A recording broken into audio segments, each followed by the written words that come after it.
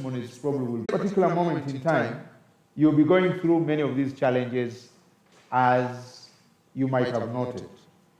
But as we move by, a lot of efforts are being made concertedly to make sure that you and me and everybody that cares actually pays and plays a vital role to make this possible. And because we are putting our heads together, I am reliably informed that our Vice Chancellor for UCU is here. Anytime now, will be joining us. And Mukuru Ezra, you'll be the one to invite him officially to make sure that he has a good seat somewhere.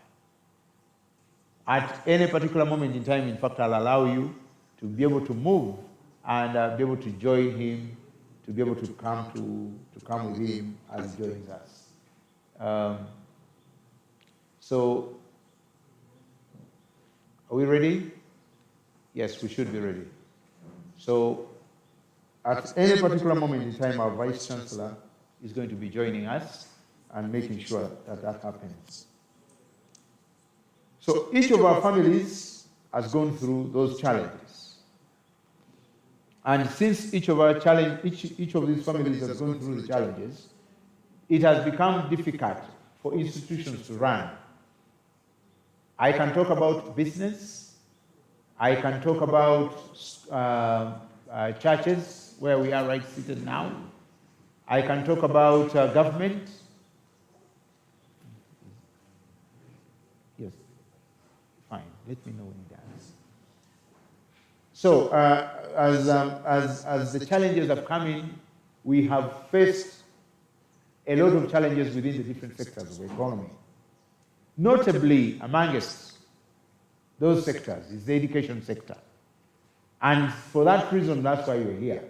We are here to put our heads together as academicians, as beneficiaries within the system of education, as people that are bent to see that we don't lose track on our educational journey.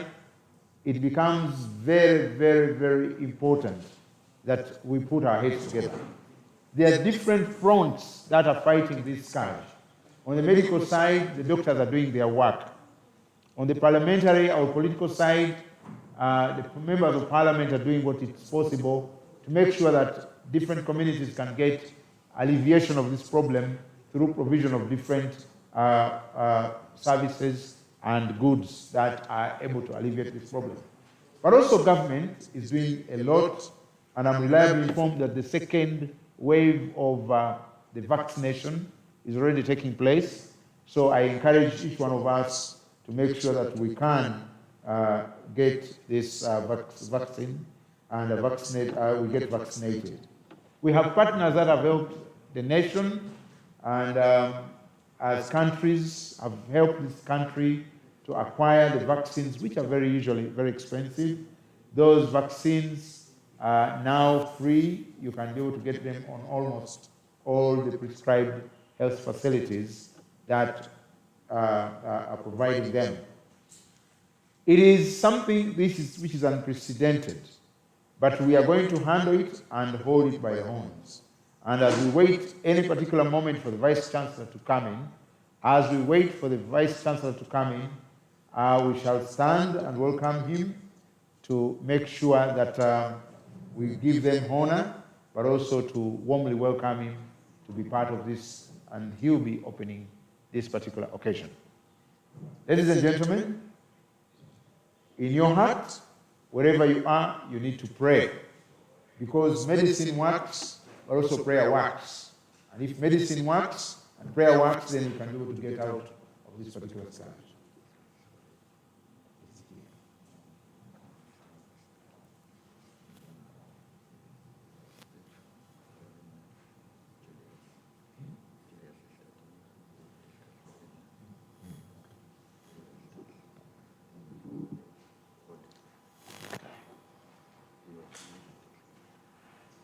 Okay, thank you so much.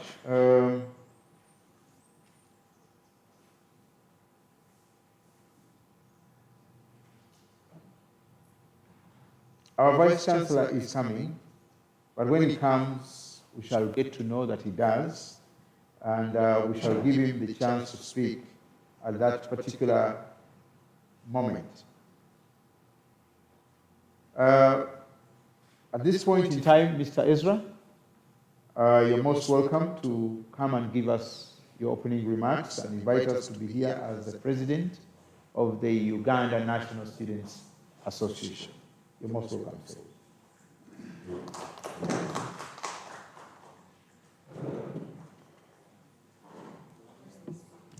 I will sit from there, from the podium.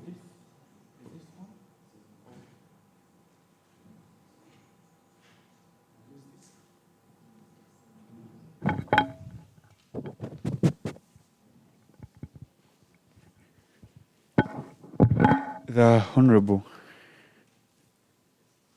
Namayanja, the Director of Faraja Foundation and the entire Faraja Foundation staff, the Rose Namayanja Foundation, fellow student leaders, ladies and gentlemen, a very good morning once again. Yeah, my name is Ezra Byakutangaza, like they've already introduced me, the president of the Uganda National Students Association, and the 85th Guild Speaker of Makerere University. It's quite a pleasure to convene here to discuss and together reason and suggest, make recommendations on how we can emerge victors amidst this pandemic that has paralyzed our sector, but by extension the entire country and the entire globe. So as young people who have really been affected, and we have 15 million Ugandan students who are seated home for close to 2 years now. So it gives me much pleasure to convene here. I want to extend special thanks to the UCU Students Guild that together with the administration have accepted and found it worthy to host this event. It's quite a pleasure. And to the Faraja and Namayanja Foundations, special thanks for creating opportunity to bring together young people. Sorry, I hope you are fairly hearing me. Yeah, I want to thank the Faraja and Namayanja Foundation for finding it worthy to create time and invest in resources to bring together young leaders, student leaders, to think and work together on how we can emerge victors, on how. Professor Vice Chancellor, you're welcome. We've been waiting for you.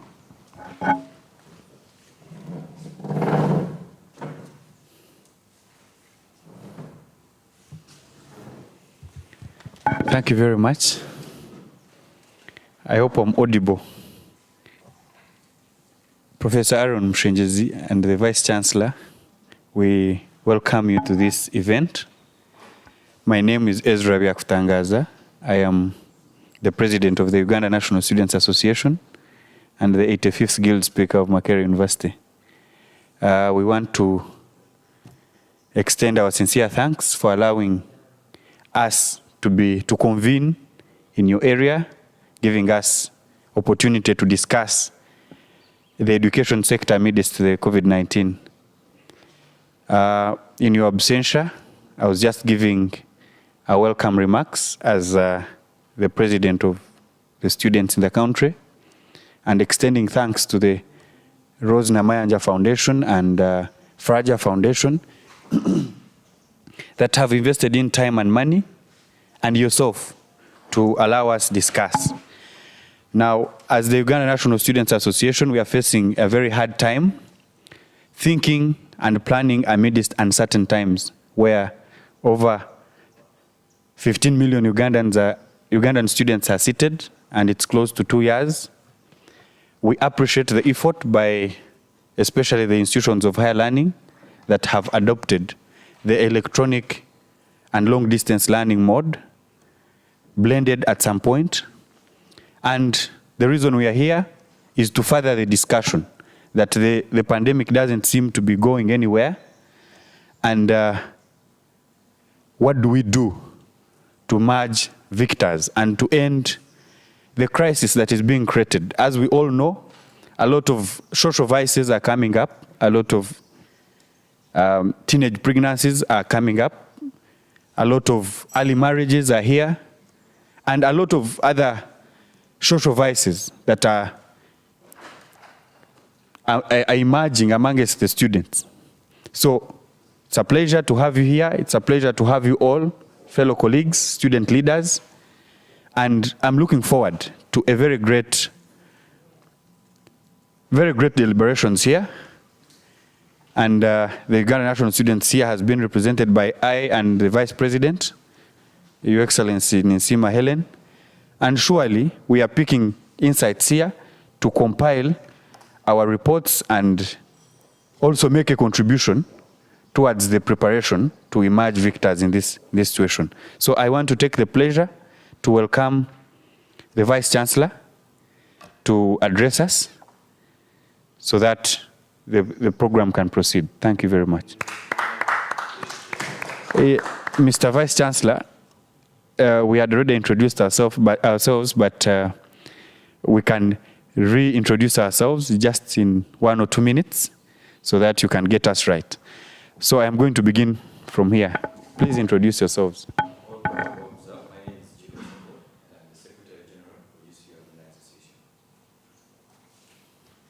Helen, here. My name is Nsima Helen. I am the Vice President, Uganda National Students Association. I also double as the Secretary of Female Affairs, Uganda District of the County National Youth Council. My name is Julia Kumuza, representing Mood Field. I also serve as the Gender Minister in the school.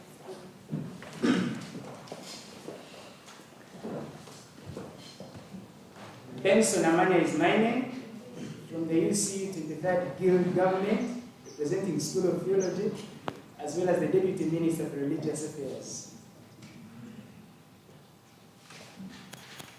Emmanuel Wawira, Executive Director, Faraja Foundation, and the President of the UC Alumni. Can we have this table first? Can we have this table done?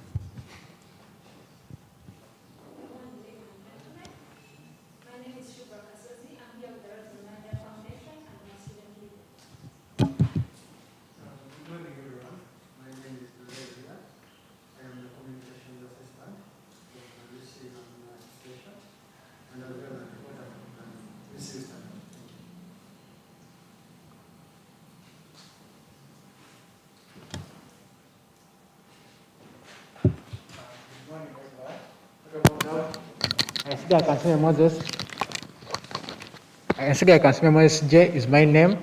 I serve as the registrar of the Guild Tribunal.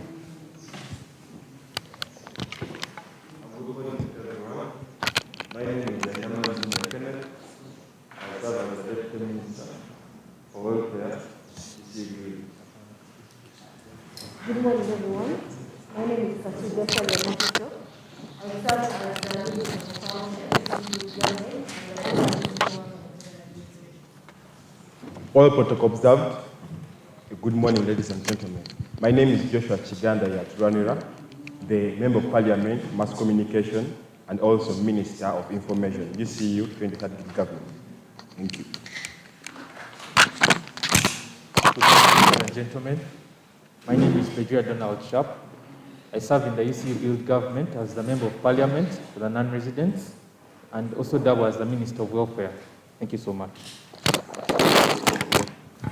Thank you very much, Professor. I hope you have a fair picture of who is here. On my right is the Honorable Rose Namayanja, the Director of the Rose Namayanja Foundation, and he is a staff of the Rose Namayanja Foundation. I think it's now our pleasure to have you address us. Thank you. The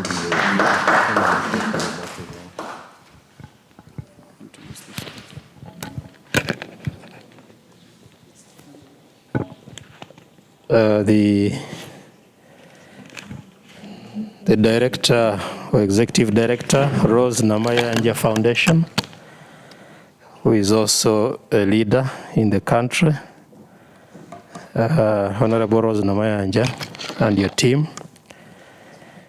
the president and leadership of the Uganda National Students Council, you said, Association, and your team, the executive director of Faraja Africa, and also president of UCU Alumni Association, and your team, the guild leadership of UCU and from other universities,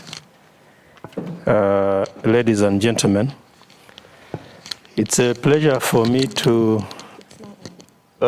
receive you here at our beautiful campus, at UCU main campus, and especially to host the Rose Namaya Foundation.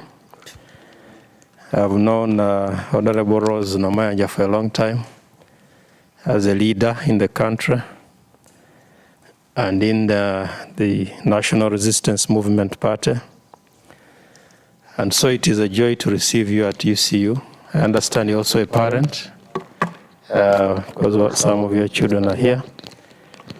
But also to commend the executive director of Faraja Africa for organizing this interface between the Rose Namaya Foundation, UCU, and our students' leaders, together with the UNSA. It is indeed a challenging time for universities and other educational institutions because, as I've been telling my team here, it is a season for business unusual. And therefore, we cannot rely on the old tools of teaching and learning because they may not help us. And so we have to reimagine the university, to reimagine learning in a new mode in order to be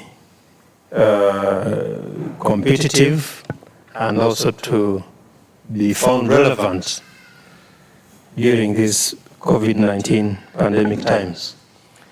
On our part as Uganda Christian University, we've done our part to be compliant and to fit into the changing times in the education sector. You may be pleased to know that since the pandemic started in March last year, UCU has been one of the few universities in the country that have embraced online learning as a new mode of pedagogy. And that includes e-assessment as well, being able to administer examinations using open distance and e-learning formats. So by doing that and being able to offer flexible learning to our students, I am pleased to inform your guests that UCU students have not lagged behind in their studies.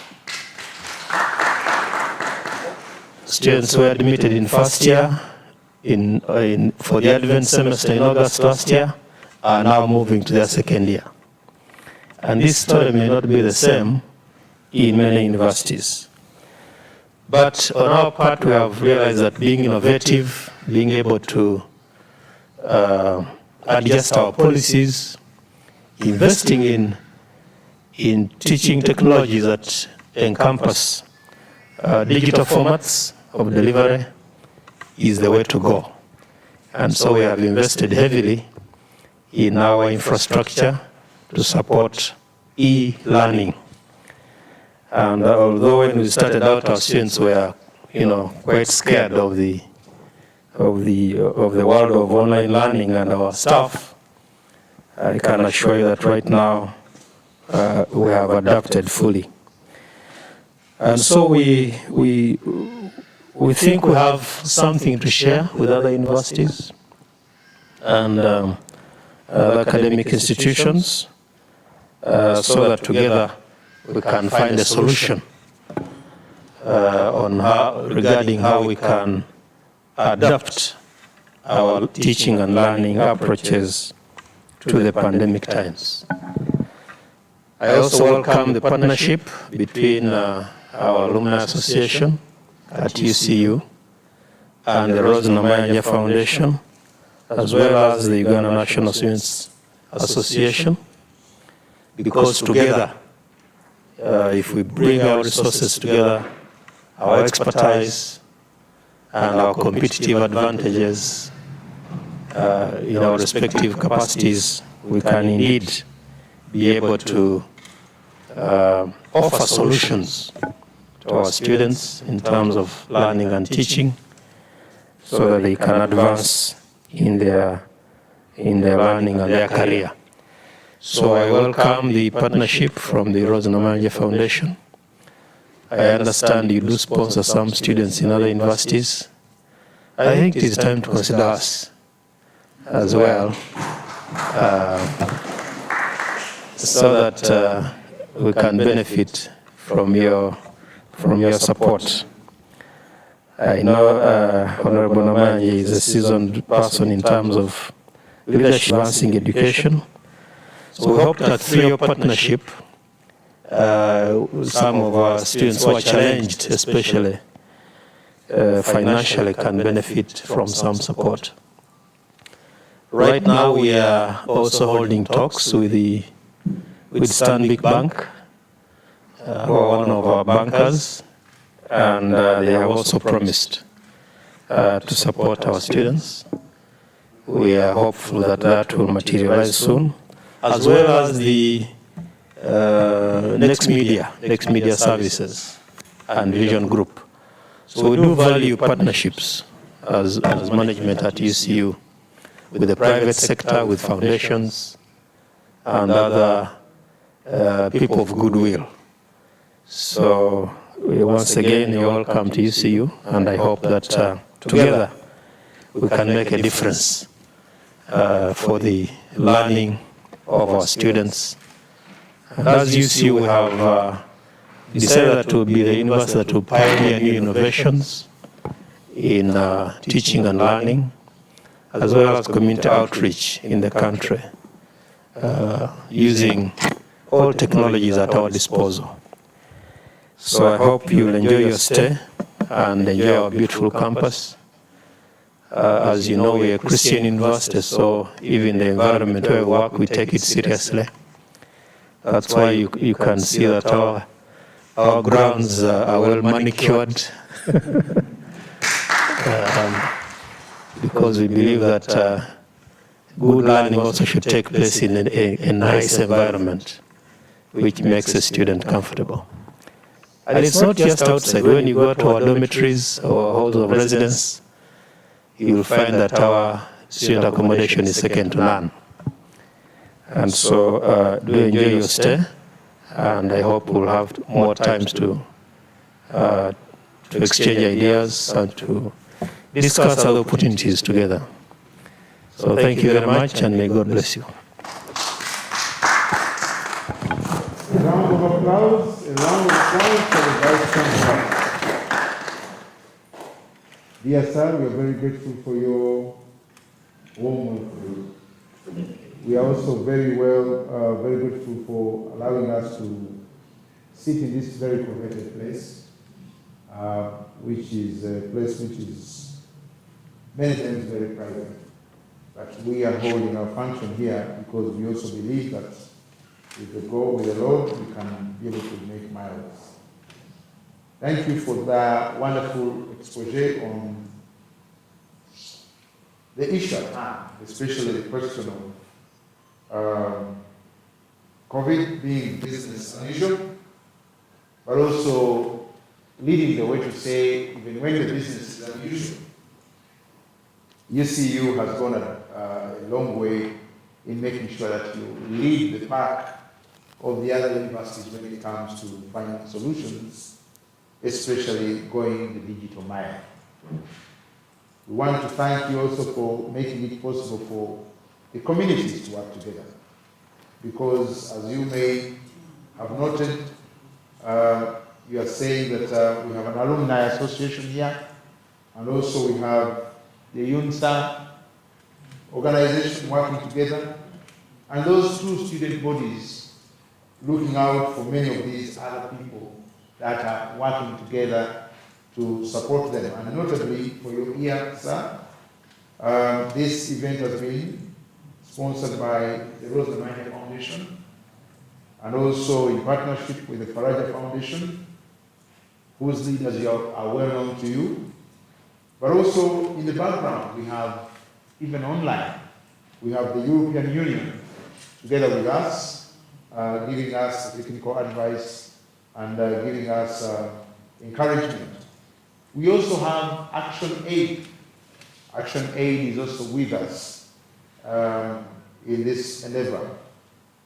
But also we have the Ministry of Gender is also with us, making sure that the things that we do here are well documented, and maybe the issues that we are likely to pick out from our deliberations from this can be able to inform the national dialogue on the way forward, especially in this prime time.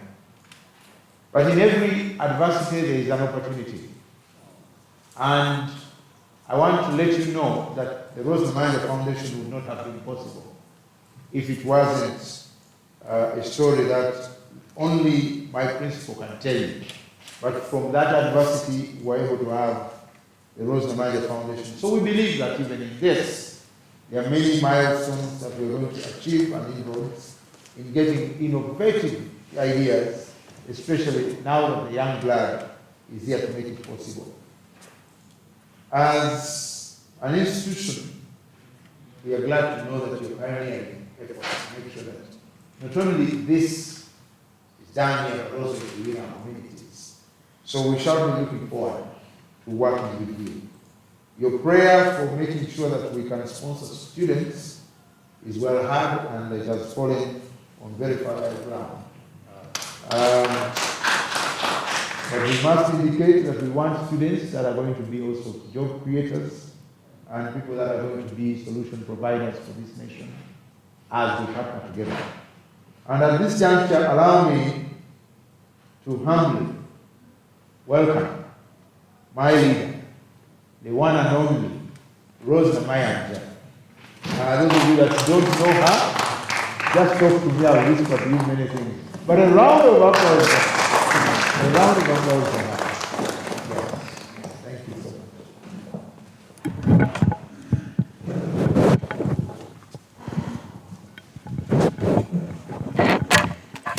Thank you very much, Mr. Lindo.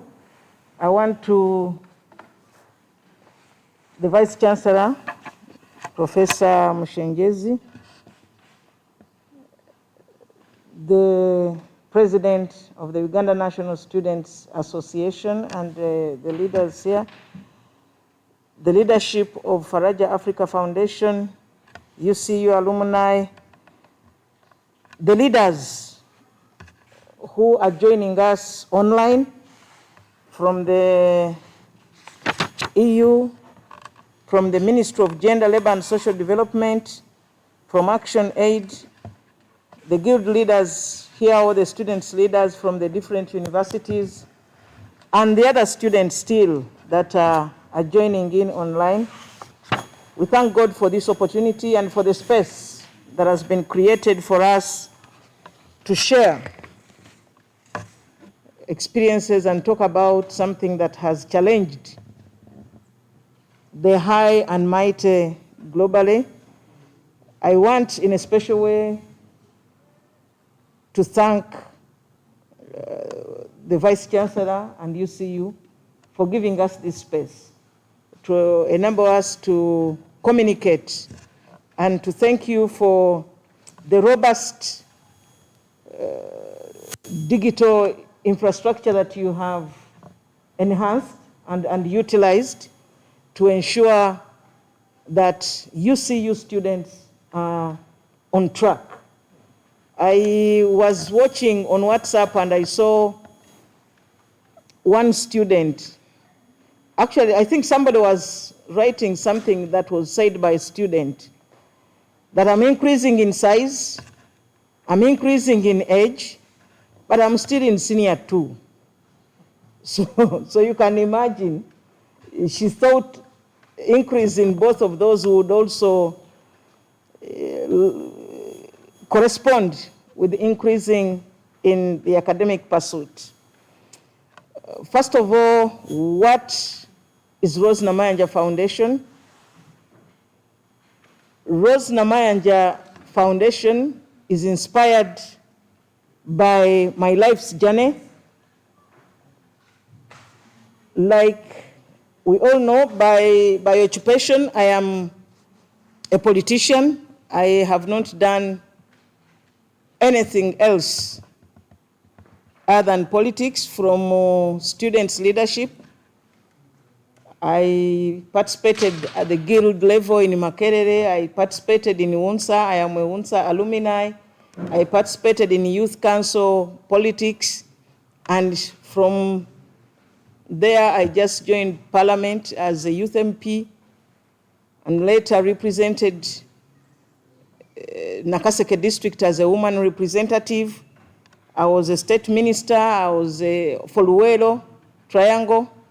I was a Minister of Information.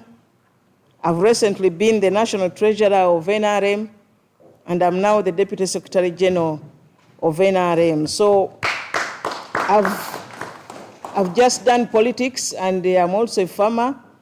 But the Rose Namayanja Foundation is, I want to say, is an organization inspired by my life, like I said, of moving from grass to grace, of going beyond barriers, of surmounting hurdles, from a life of deprivation to where I am. There's this talk of somebody coming from nowhere to somewhere, but for me, my life symbolizes coming from nowhere to everywhere. And seeing somebody, like we all know, Luwero was an area that at that time when this government came in power when I was in P6, and therefore there was that level of deprivation and destruction of the entire socio-economic fabric in the area. So we were in abject poverty. Seeing somebody vending or hawking pancakes to becoming a minister and everything, there's a lot that I've gone through. But most importantly, my parents could not afford so much of my school fees. It's the hand of good Samaritans that has seen me reach where I am. And it is that gesture that I can only give back to God by also being a good Samaritan to many young people at the various levels. So even when I'm a politician, the Rose Namayanja Foundation is a national NGO which is not political, it is apolitical, it is engaged in the areas of education, health, socioeconomic empowerment, and then leadership and governance. Why this meeting today? In the first wave, first of all, COVID-19 has shaken the entire world.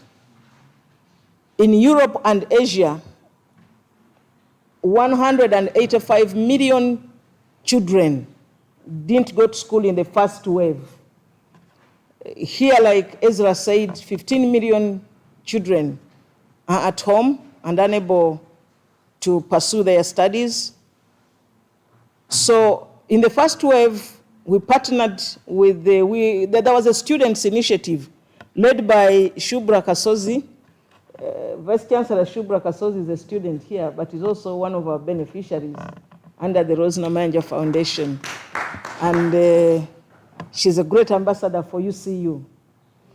So they partnered, we worked with them. We held a meeting of this nature, Students Against COVID-19, and we heard from the students themselves what they were going through and what not going to school meant. We realized that the challenge was huge. And recently, we also brought together the students that we support. We support students from all the levels, primary, secondary, and tertiary. And of course, the effects of lockdown is learning losses in the short term, and then the unprecedented level of unpredictability. Right now, majority or all those 15 million students, you ask a child, which class are you? Said, the other time I was in senior 2, this time we had gone back. I don't know whether I'm still in senior 2 or senior 3.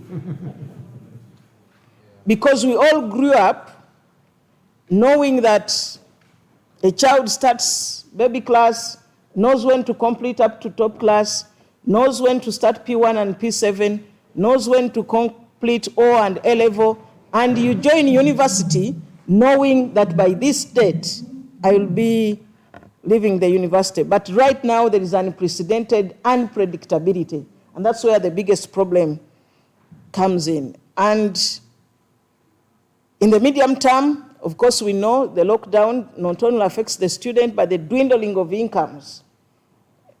For the parents, one preacher was saying on TV that parents used to make their budgets for during the term period and holidays. And during the term, the expenditure was far less compared to, but now you have all children at home, but also not working. Either the shop is closed, the office is closed and everything. So dwindling of incomes, where a child cannot even get the basics of what they used to get.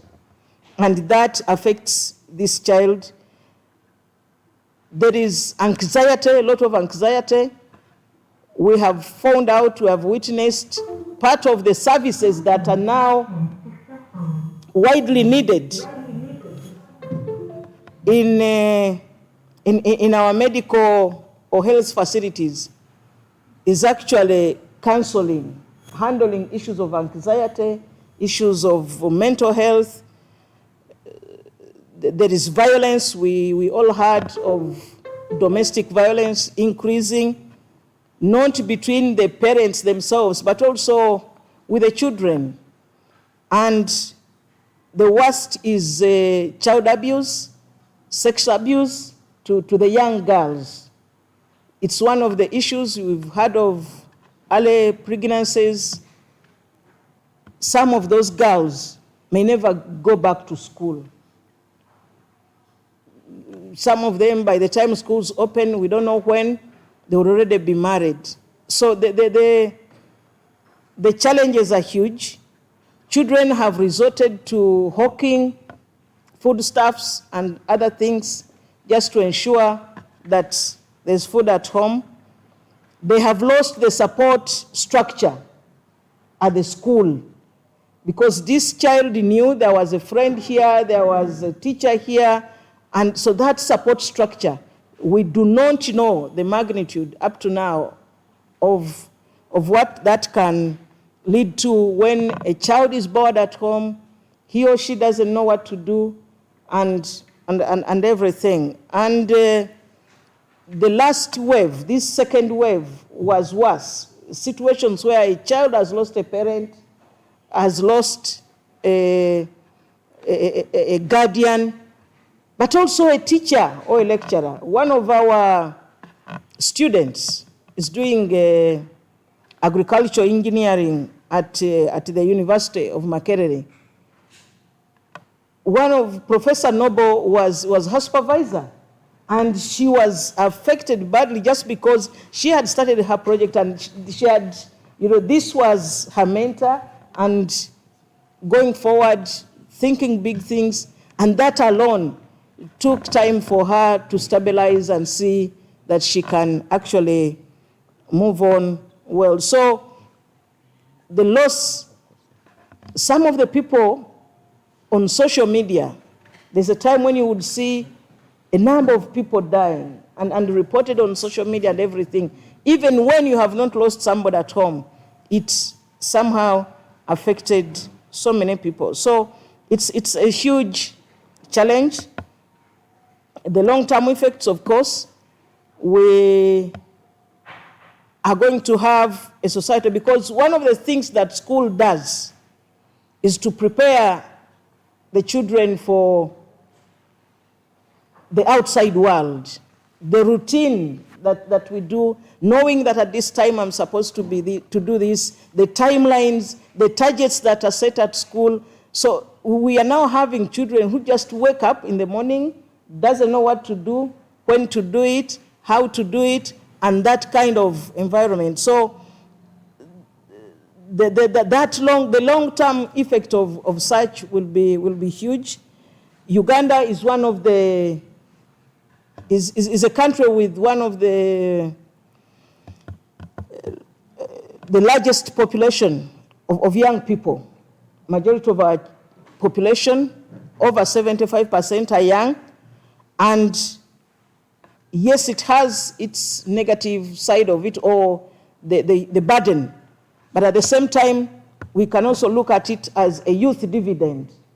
If these young people are skilled, if they are directed on what is supposed to be done and everything, it can be a youth dividend, because these are energetic young people that can create, that can be ingenious and do so many things. But if you have a huge population of young people that is engulfed in unpredictability and uncertainty and not skilled, it badly affects us as a people. And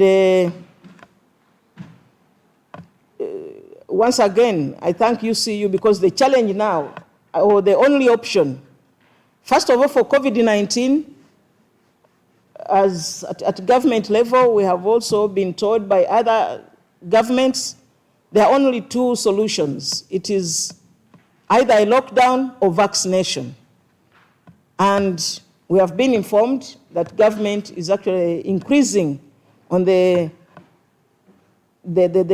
uptake of vaccinations, because the lockdown has overstretched us at a macro level, at organizational level, at a family level, but also at individual levels. So that is something that we may not desire to have. But the only option now is to enhance our digital infrastructure. What COVID-19 has brought, or what it is we are now witnessing, is a digital revolution. Globally, when you look at the 10 richest people in the entire world, almost 7 of them are in IT. It's in technology. Whereas all other businesses are having adverse effects of COVID-19, businesses like Amazon, like Zoom, like Jumia, all those IT-related businesses are actually booming. So the challenge is, how prepared are we, first of all as a country, to ensure that the uptake or the access to internet is increased. And then institutions of learning, I don't want to say institutions of higher learning, all institutions of learning now, and even at a personal level. Many of our young people are online. And for me, of course, there are sentiments of young people misusing social media, WhatsApp, Facebook, Instagram, and others. I think we cannot stop the young people from using social media, the only thing that we can do is to direct them, to guide them, to skill them, and know how they can effectively use social media, how they can empower themselves using social media, and how they can learn.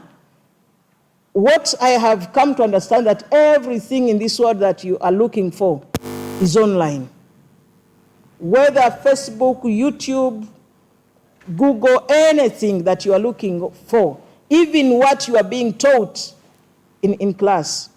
So uptake of responsible use of social media. And for your growth, we just have to ensure that the young people are skilled on how to use social media to enhance their skills. And like we all know, from an employer's perspective, I was telling the students that we work with that yes, a degree is very, very important.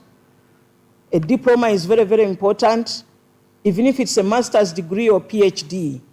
But employers now are looking at the additional soft skills that are not taught in these universities, mostly. And there are many free online courses for those soft skills, public speaking, leadership skills. Because when we talk about leadership, it's not leadership in the perspective of politics. Even in the medical fraternity, they are leaders. At this institution, they are leaders. In the corporate world, they are leaders. So those soft skills, interpersonal skills, these are things that we may not be born with, but they're skills that we learn.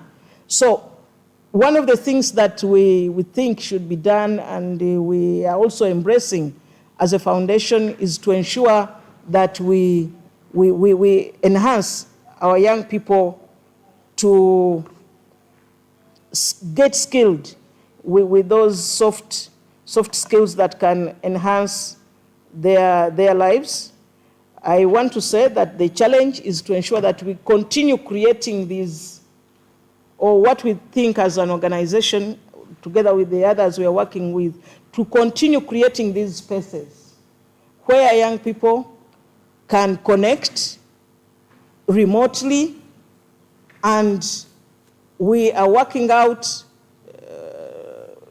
a mechanism where we can still maintain, not with everybody, but at least if each one of us can connect with some people, those at tertiary level, connect with those at the lower level, but even those at the tertiary level, connecting, yes, with their institutions, but also amongst themselves, with the guild leaders. WUNSA, if we can continue, we want to work with you to ensure that you continue working or connecting with the students' leaders in the various institutions to create this dialogue. Each institution has their networks at the lower level. Once there's this connection at national level, as the students' organization, working with all those that are willing to come in, and then the guild leaders of UCU, they have their structure of communication. The guild leaders of MOVES have their structure. Those of Makere, they have their structure. They continue connecting. The data, the MBs that would be used for maybe something that may not be productive, this type can be geared towards even learning, discussions from the academic point of view, and then the soft skills, and then the mentorship. We can create opportunities where we have, if these are lawyers and we know this is a group of students doing law, we connect them with those people that can speak in their offices or anywhere, but at least talk to them and encourage them and mentor them. So we are working out a mechanism where we are going to partner with the various stakeholders to see that at least, even at a minimum level, we begin the conversation, because we do not know when COVID is ending. And what we used to call, what we started calling the new normal is actually now becoming the real normal.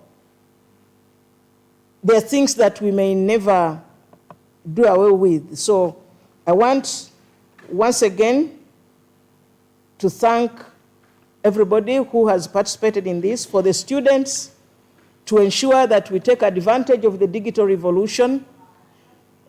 Let's just Google free online courses. I'm just telling you, these things are there. Whatever you study at the university or at O and A level, this information is out there. Just keep yourself busy and connect with the rest at the academic and skills level. What we know is that government is also enhancing the digital infrastructure to ensure that we have internet across the entire country. I thank you for participating and for everybody online. Once again, the Vice Chancellor, thank you so much for giving us this space. All the organizers, the organizations we are working with, UCU Alumni, Faraja Africa Foundation, WUNSA, EU, Action Aid, and Ministry of Gender, Labor, and Social Development, and also to inform you that we are in the Youth Week. On the 12th of August is the International Youth Day, and it will still be celebrated, led by Ministry of Gender, but in a scientific way. I just want to call upon each one of us to stay safe, to maintain the standard operating procedures, because we can only do what we desire to do when we are alive. I thank you so much. A round of applause, a round of applause for Mama, our leader. Thank you so much for the wonderful insights that you've given us this morning on the subject at hand. She has touched on a number of issues, but probably before I do a summary of that, I need to let each one of you know that we have been hosted by Uganda Christian University. And it's a university that has gone a long way in making sure that work and programs run even when we are in the new normal. But because work and programs run in the new normal, everything remains as usual. The Vice Chancellor's office does not rest. There is work to be done, there are meetings to be chaired, there are issues to be handled, and I know that some students actually sat their exams and the results are already out, even as we've been in COVID, and many things that make this place as wonderful.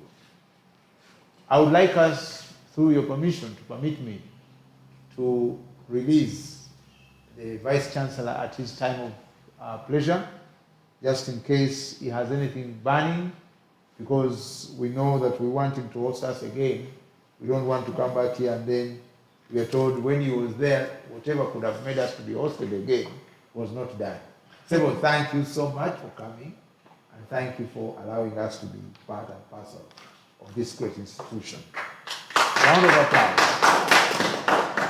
We will leave at his own leisure, and then we see the opportunity. Can I have a 2 minutes break? Take a photo? Yes, why not? Yes, why not? Okay, let's do it. Yes, we are going to have a photo with the Vice Chancellor and the leader of the Rose Namanja Foundation and the UNSA President. So we shall be at the forefront there as I continue to summarize a little bit of those issues that have been. You normally want to take the photos at that particular place.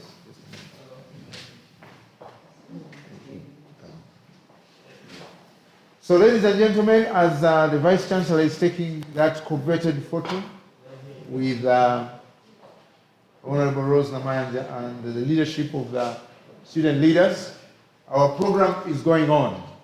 And I want to let you know that in the house, we have Madame Elizabeth Ongom, and Madam Elizabeth Omom, who is the operations advisor to the civil society and social development, is going to be talking to us online.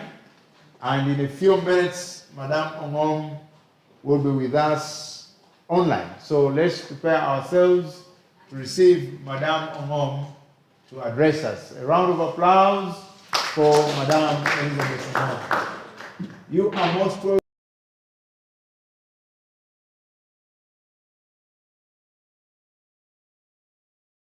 to us. Thank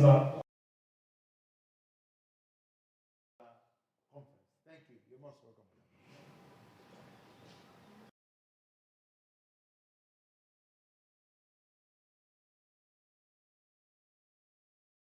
Online.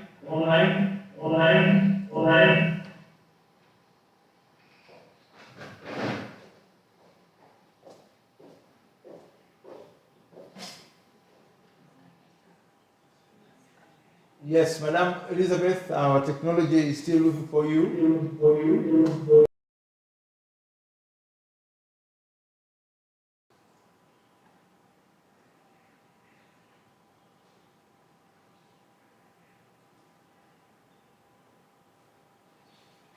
Yes, as we look for Madam Elizabeth, I'm sure she's been listening in and she's been very active in making sure that this happens.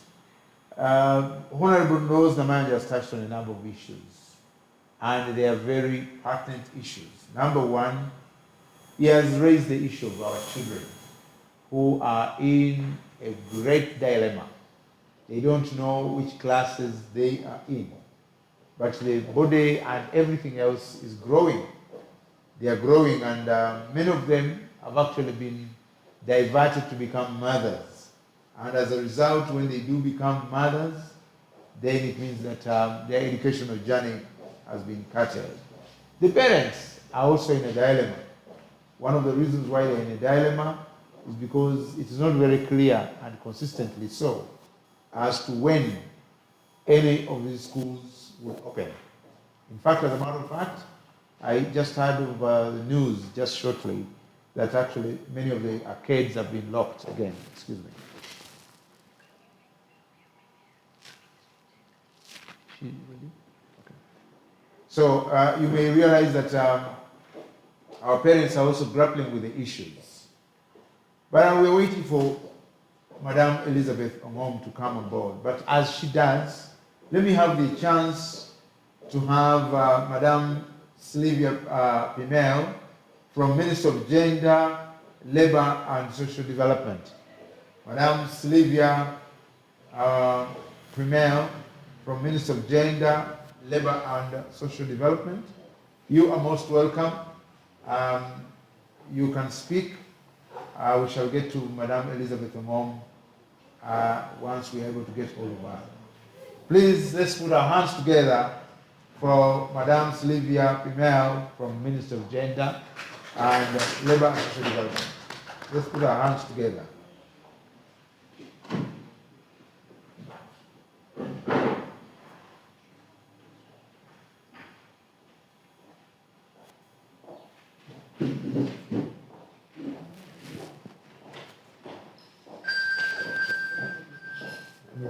Hello.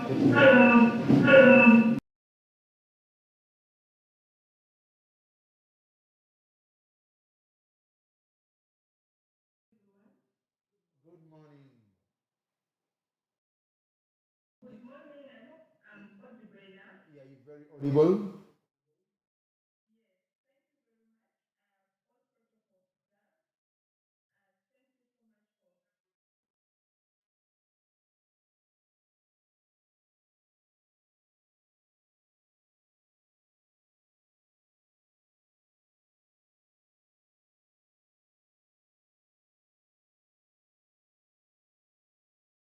Rosemary, the mayor.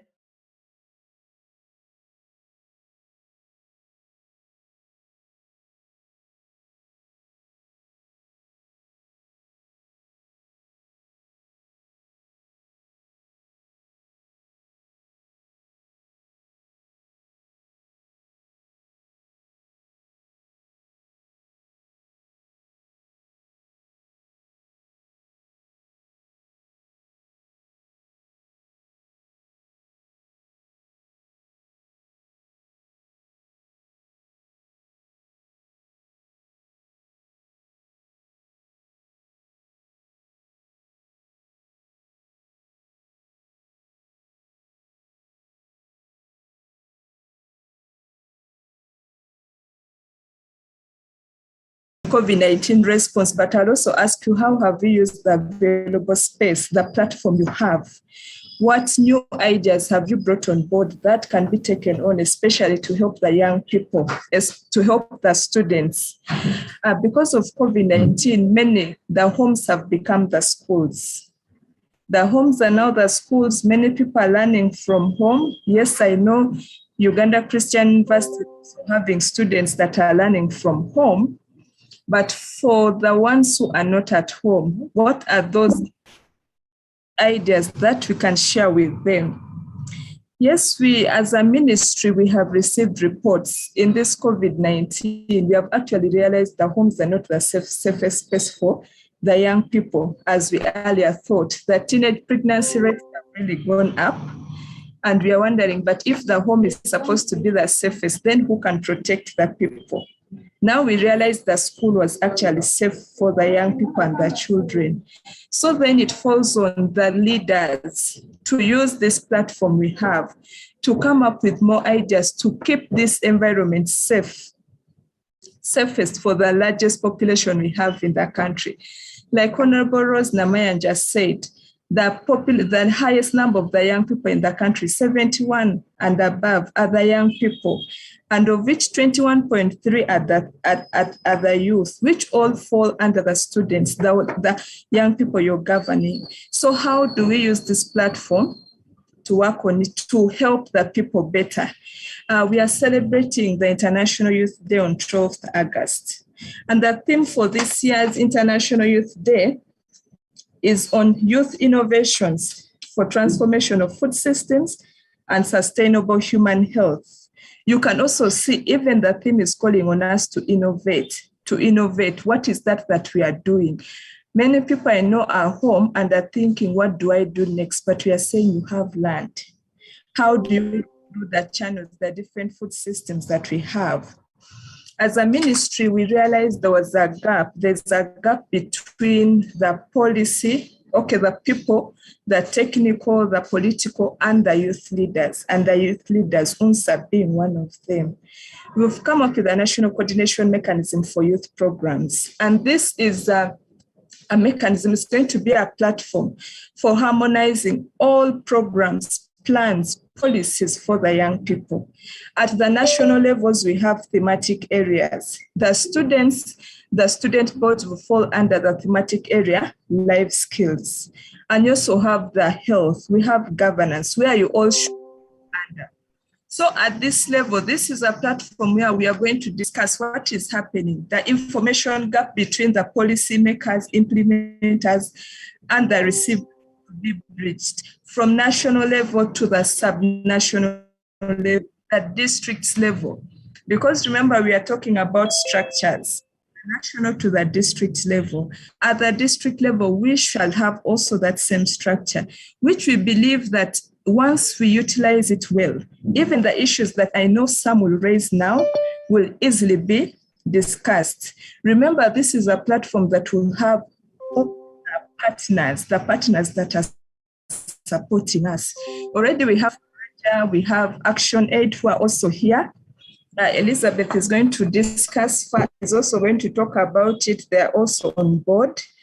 That once we structures, most of these issues, we believe the schools, the issues affecting young people in schools, will be handled at that level on this platform. We will not need to wait for another, I'm sure, another platform, another meeting to discuss, but they would have been handled at that level. So I think for us as ministry, first of all, we would thank Faraja to us. As a ministry, we are always open for these platforms because these are the engagements that help us to know best what is happening. And you are the people who are with the children, with the young, with the youth most. You know the issues that affect them better. Yes, I might also be knowing, but not at your level of understanding. They say you can only know something better when you're in that person's shoes. So this should be the platform for us, but to use it better. You know, now they say there's making noise and there's effective advocacy for change. This is a platform that will cause change because then you're speaking to the parties that should cause that change. Yes, we are also, all of you are part of that change, but then how do we come up with those ideas and own it for future use and to cascade it to the young people? But also in the era of COVID, COVID has exposed us a lot. Honorable Rose Namayan just said this new normal might actually be what we should adapt to. It has exposed us to think about the future, to prepare, and not to just sit and wait for, okay, besides the education, besides this book, can we use the available platforms we have? What are we using the social media for? How best can we think to have a means of survival in this time? I know now the challenge most people will raise will say we don't have access to internet, we don't have access to, the resources, computers and everything. I'll tell you, but you have the access to the WhatsApp that you're sending. Can we use what we have now to get to where we want to be? So thank you so much for this opportunity. As we pledge as a ministry to be our engagements, and that together we forge ways of making the schools, the communities, and Uganda a safe space for every person to thrive in. Thank you, and I just welcome you all to join us in celebrating International Youth Day. Yes, scientific, but you can join across the various media platforms on the TVs. So the celebrations will be on 12th August, this Thursday. We welcome you all to join and be a part of it online.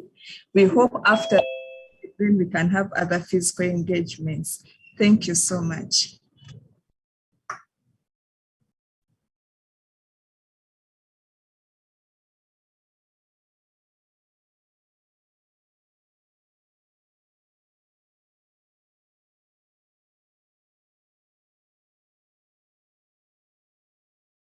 Already raised by the previous speakers. But it's true, in her summary, she says homes are not anymore safe. So that means our parents are going to be required, our brothers and sisters are going to be required to take more vigilance to make sure that we don't fall prey to the challenges that are likely to be within the home unit. Then, of course, there is a question of not saying that if lost, all is lost. We have something we can be able to make use of, and this is our gadgets. Many times, the gadgets as the youth, you are using them to send WhatsApp messages, and even there is the new TikTok, and many of those platforms that seem to be exciting for the youth. Can we use such technology to embrace learning and also getting new skills? Actually, as an experience, one of my friends, whom I didn't even think was an IT savvy, sent me a TikTok message, which was bordering on trying to bring about humanity. And he was using the humanity message, but at the same time marketing his institution, which was a school. And I thought that that was very innovative. And it is less than a few seconds on TikTok. And I thought, this old man, how could he be there? But it's possible as a youth that you can use the gadgets, the networks you have, the relatives you have, to be able to learn and do something, even when the new normal seems to be getting to be the normal. Friends out there, online, and within the diaspora, we are at Uganda Christian University being housed on this conference, which is looking at the effects of COVID on the education sector. And so far, we've had the privilege to have with us the Guild president, the president of the Uganda National Students Association was giving us a maiden speech. We've had the executive director of the Rose Namayanja Foundation, who has given us a wonderful speech. And we've had a speech from the Vice Chancellor of Uganda Christian University, who has welcomed us warmly here. And lastly but not least, we've had Madame Sylvia Primel from the Ministry of Gender, Labor and Social Development. We are still looking for Madame Elizabeth Ongom I don't know whether you've been able to get Madame Ongom online. Please, if she's online, this is the time. We want to really get her speech. Madame Ongom is the operations and she's in operations and an advisor to the civil society and social development networks within the EU. And Madame Ongom, anytime we are looking for you, we believe that our technical team must have gotten hold of you already. Can we find out if Madame Ongom is on? And if she is, we need to welcome her. Okay. Hi, I hope you can hear me well.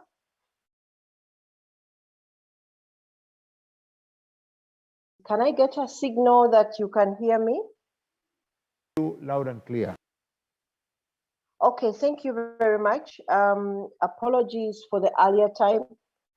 Actually, I was completely muted, so I couldn't say anything. I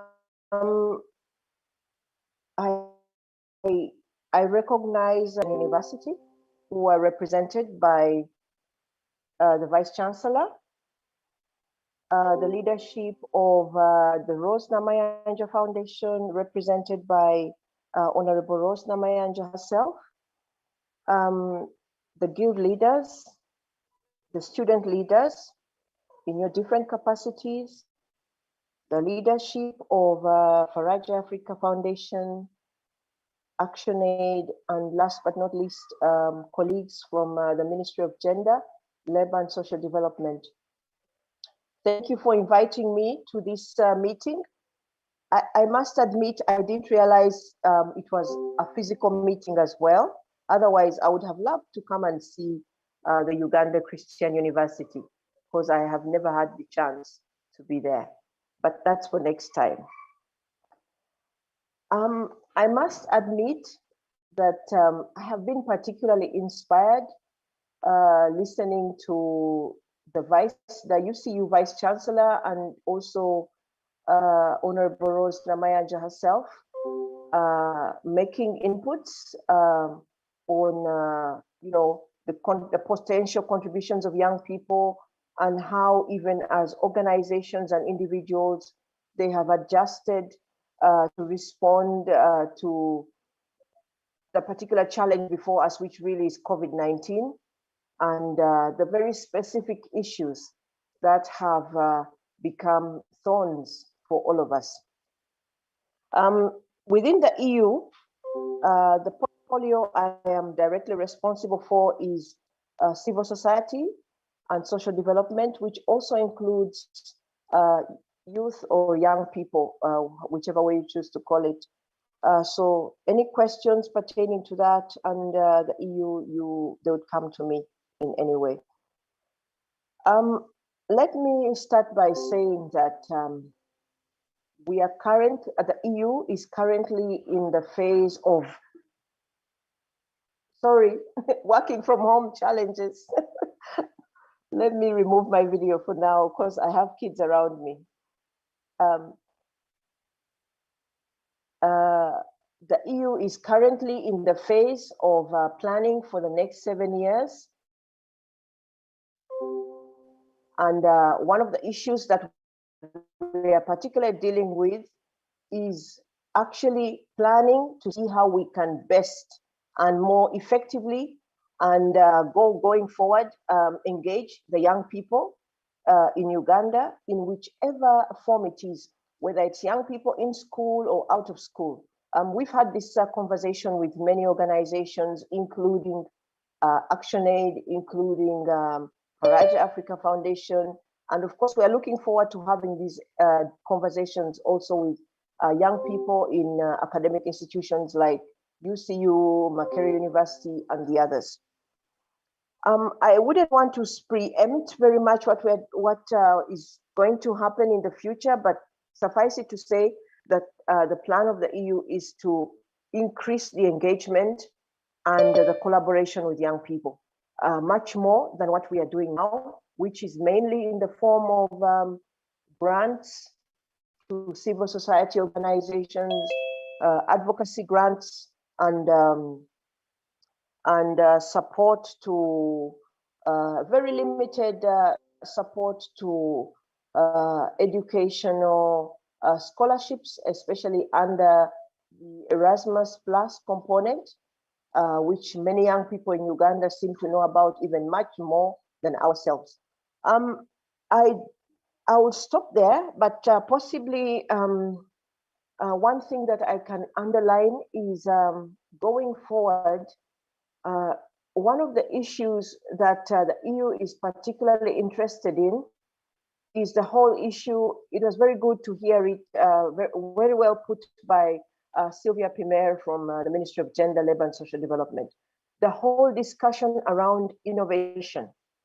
One of the issues that we've grappled with over the years in supporting civil society, in supporting young people is we are seeing less and less innovation, which actually means less and less local solutions to the challenges that organizations, communities, and even young people themselves face.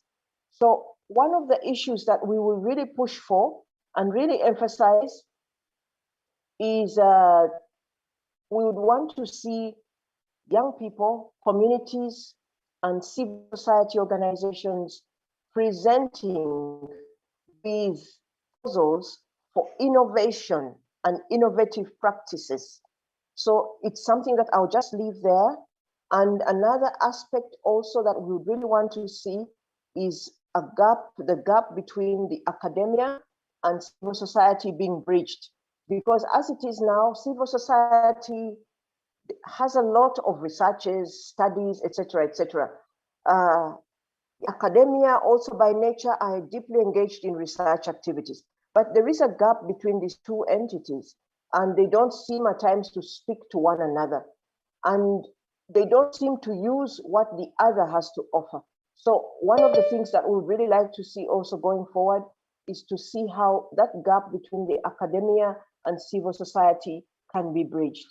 And finally, let me also say that also going forward, the EU will emphasize a lot of working with grassroots organizations and local organizations, which includes, of course, organizations like Faraja Africa Foundation, the Rose Namayanja Foundation, and others. So we look forward to all that. And let me stop there for now.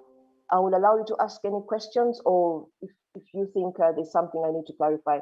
Thank you very much. Once again, thank you for having me.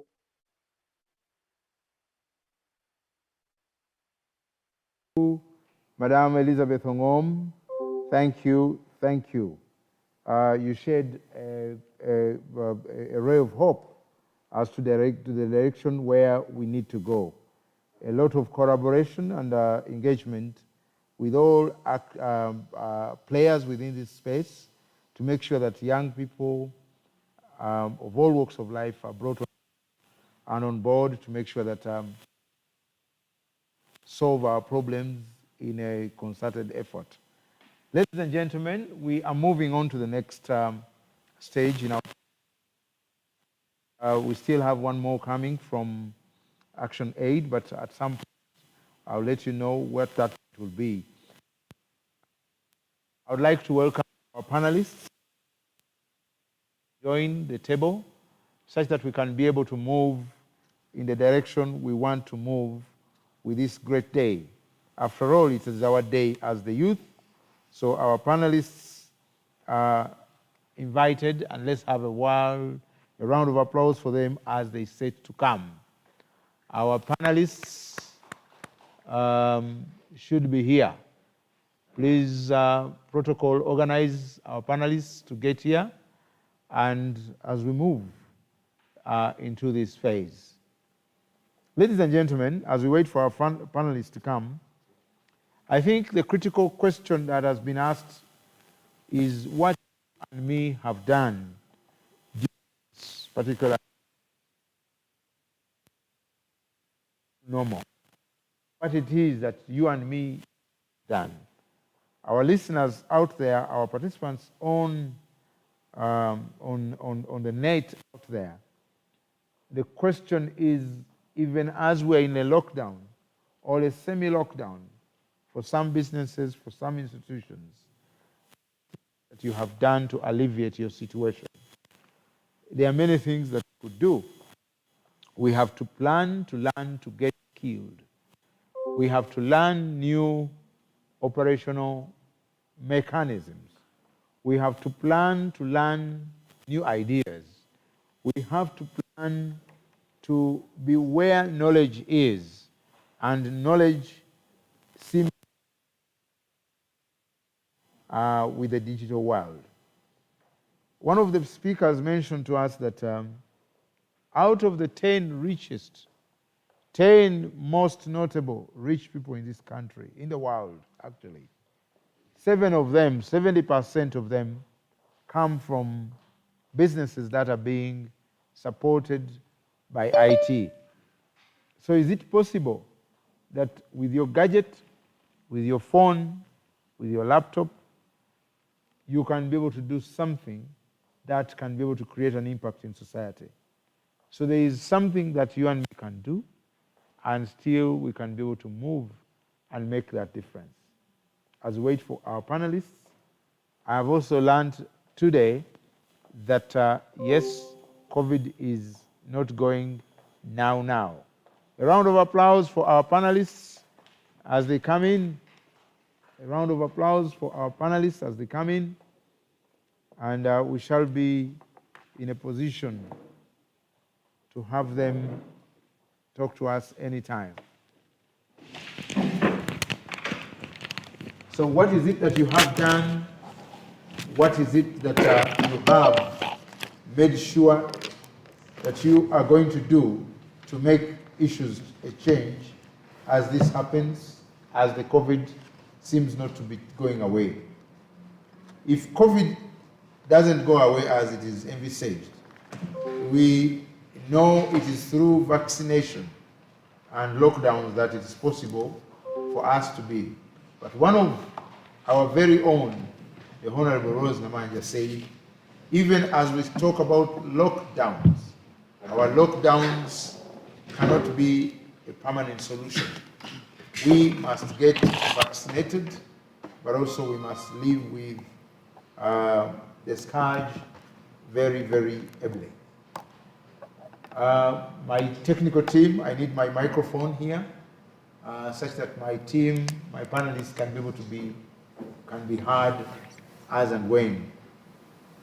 I'll use the standard operating procedure saying that ladies first, and I'm going to allow our ladies to first introduce themselves to all our viewers and listeners within the room, but also in the diaspora.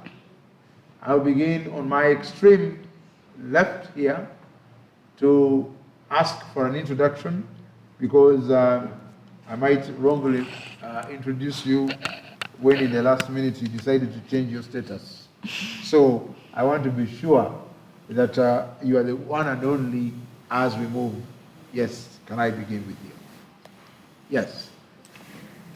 Thank you, Mr. Lindo. Greetings to you, ladies and gentlemen.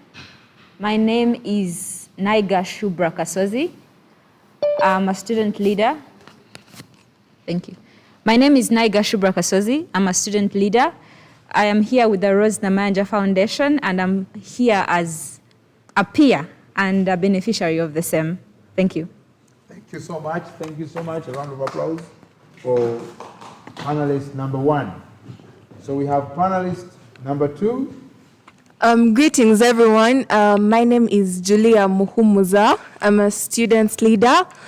I'm a Guild Gender Minister of Makerere University Business School, and I'm humbled to be here. So grateful because I'm so passionate about education and leadership. Thank you. Thank you, Madam Julia. A round of applause for you being here with us. Ladies and gentlemen, my name is Ezra Byakutangaza, the president of the Uganda National Students Association. And it's a pleasure being part and parcel of this discussion to shape how we can emerge as victors as the education sector in this COVID-19 pandemic. You're most welcome, Ezra. As a president, I don't know whether you have further presidential ambitions, but we shall get to know. And as the airwaves will be able to pick it, we shall get to know that from your own mouth. Yes, Michael. Thank you so much. My name is Agaba Kenneth Amponda, and I serve as the Guild President of Uganda Christian University, main campus. I'm so much privileged to be amid this honorable group. Thank you so much. Thank you so much, Bwana Agaba, and Your Excellency, the Guild President of Uganda Christian University, main campus. So I'm getting the impression that there are two presidents, one of the main campus and another one of maybe the diaspora. But whichever way it is, the one of the main is the main president. A round of applause for our panelists. We have them for you, and for you to, not to tear them apart, but for you to pick their experience, especially when it comes to how this COVID and this scourge has affected them. Maybe for starters, I'll just give half a minute for you to tell us and share with us just a little bit of what COVID makes for you. I mean, you've been a student, you're a leader, you are whatever, but also you represent a lot of other people out there, and many of them are watching us. We have a lot of our people out there watching us, and I know I'll get the statistics, but many students are watching us from all walks of life. We have students against COVID watching us. We have students from the Rose Namanja Foundation watching us.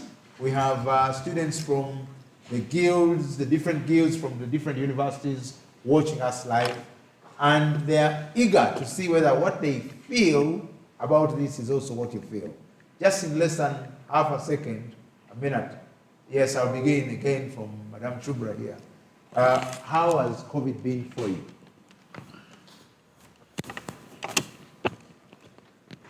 Thank you for that question, Mr. Lindo. Yes, just like our Honorable said, COVID-19 was rather unprecedented. As such, the reactions coming from different people were still unprecedented, but there were things that were also unavoidable. COVID-19 came at a time where many of us were still in school, people were running their businesses and the like. It takes a toll, and speaking from personal experience, it takes a toll most especially if you are at school and your university is not the kind of university that is embracing of technology. Being a student of UCU, at least I've been able to benefit from the digital era, being able to study online. But many of my friends have not been able to partake of this kind of opportunity, and many of them are at home. Now, it goes without saying that we also have the rural-urban divide that in itself makes matters worse, because for people who are not just in government institutions, but are rather even in private institutions, but in rural centers, are not able to partake of education. So as I speak, people I started with at school are not graduating, yet I am graduating, because my university has been able to embrace technology. So different things are happening to us amidst the pandemic. The lockdown in itself has its own toll, but I'm sure that as the discussion ensues, we shall be able to discuss all these things. Thank you, Mr. Lindo. Round of applause, yes, for the university, but for Madame Shubra to have shared that she's already ahead of many of the students that probably joined university at the same time. Yes. Thank you. Once again, my name is Julia Muhumuza. I think when Shubra says that some of the students that are meant to graduate with her are not graduating, a few years back, before COVID came in, I remember I used to count myself as someone who would graduate with Shubra, because her course was 4 years and mine was 3 years. But here I am, stuck in, a public university, Marquette University Business School, but our future is uncertain as of yet. We either await vaccination, because the level of adaptation to e-learning is very slow, and as earlier tested, a bit ineffective in a public university where a majority of the students can hardly adopt to e-learning. So I think on top of us feeling really stuck, also internship placement, getting an internship placement has been really hard, and majority of students are really stuck without having a placement, and some are resorting to even working in shops. Universities are giving options of, come up with a project, work in a shop, a supermarket, mobile money, which wouldn't have been the case. So all that is really affecting us because of COVID. And also, most importantly, to note that we students are having mental health issues as a result of very many factors, not being in position to move on, and also staying with families that are toxic, and also not being in position to do what we should be doing. And lastly, as I conclude, however, some of the students have used this as a chance to explore other options outside education. Before COVID came in, we used to think that everything depends on education. I have to finish, I have to get a document, I have to get out there and get employed. But when COVID came in, we had to come out of the university and try other means, try to do a skill. Some are baking, some of us are doing digital marketing, short courses, just so we can move on with our lives as we wait for the National Council for Education to dictate a stand on us, the public university students. Thank you. Thank you. Yes, the future president. Yes. Thank you very much, the moderator, and I take the blessing. Any opportunity to lead is opportunity to change society. Yes, so really, certainly. I hope it will be for the better. COVID-19 is really very regrettable. It befell us as a country and as society before we could really anticipate that there is a situation like this, because tracing back the history, at least in 5 decades, such a situation has not happened. And here it is. So COVID-19 has really been a wake-up call for us to prepare for uncertainty. I am a graduate from Makerere University in Bachelor's of Economics, and I was due to graduate in January 2020, but my graduation was delayed by the COVID-19 until Makerere University saw it worthy to adopt a blended form of learning at the reopening of the first lockdown. And we had a graduation slated for January take place in May. For me, it is, these are lessons, like the Honorable Namayanja was saying. In every situation, it's only an opportunity for us to identify what else can we do. Can we identify an opportunity in a crisis like this? Yes, the discussion as the Uganda National Students Association, at the initiation of the lockdown, first lockdown in March, we started the discussion of electronic learning. Some of our institutions, like UCU, had already adopted the electronic learning. And it is just an opportune moment to start this discussion across all institutions of higher learning. And I want to believe that even institutions that have not adopted have the capacity. But the recipients, can we have a discussion of, are the recipients ready for this electronic learning? I do not know about, we've tried to find out in some institutions like this that has hosted us on how they have gone about the electronic learning. And we found out that a percentage of students have dropped out because of inability to afford the electronic learning. And it is even worse for the public institutions that has most of the students coming from the background, from very poor background. So I want to, and for us as an institution, as the Uganda National Students Association, when we got some of those findings, they informed our advocacy in line of, can this electronic learning be, first of all, of quality, be equitable and inclusive? So it is that discussion that I hope to dwell more on as this discussion continues to unfold. Thank you very much. Thank you so much. And yes, Mr. Agaba.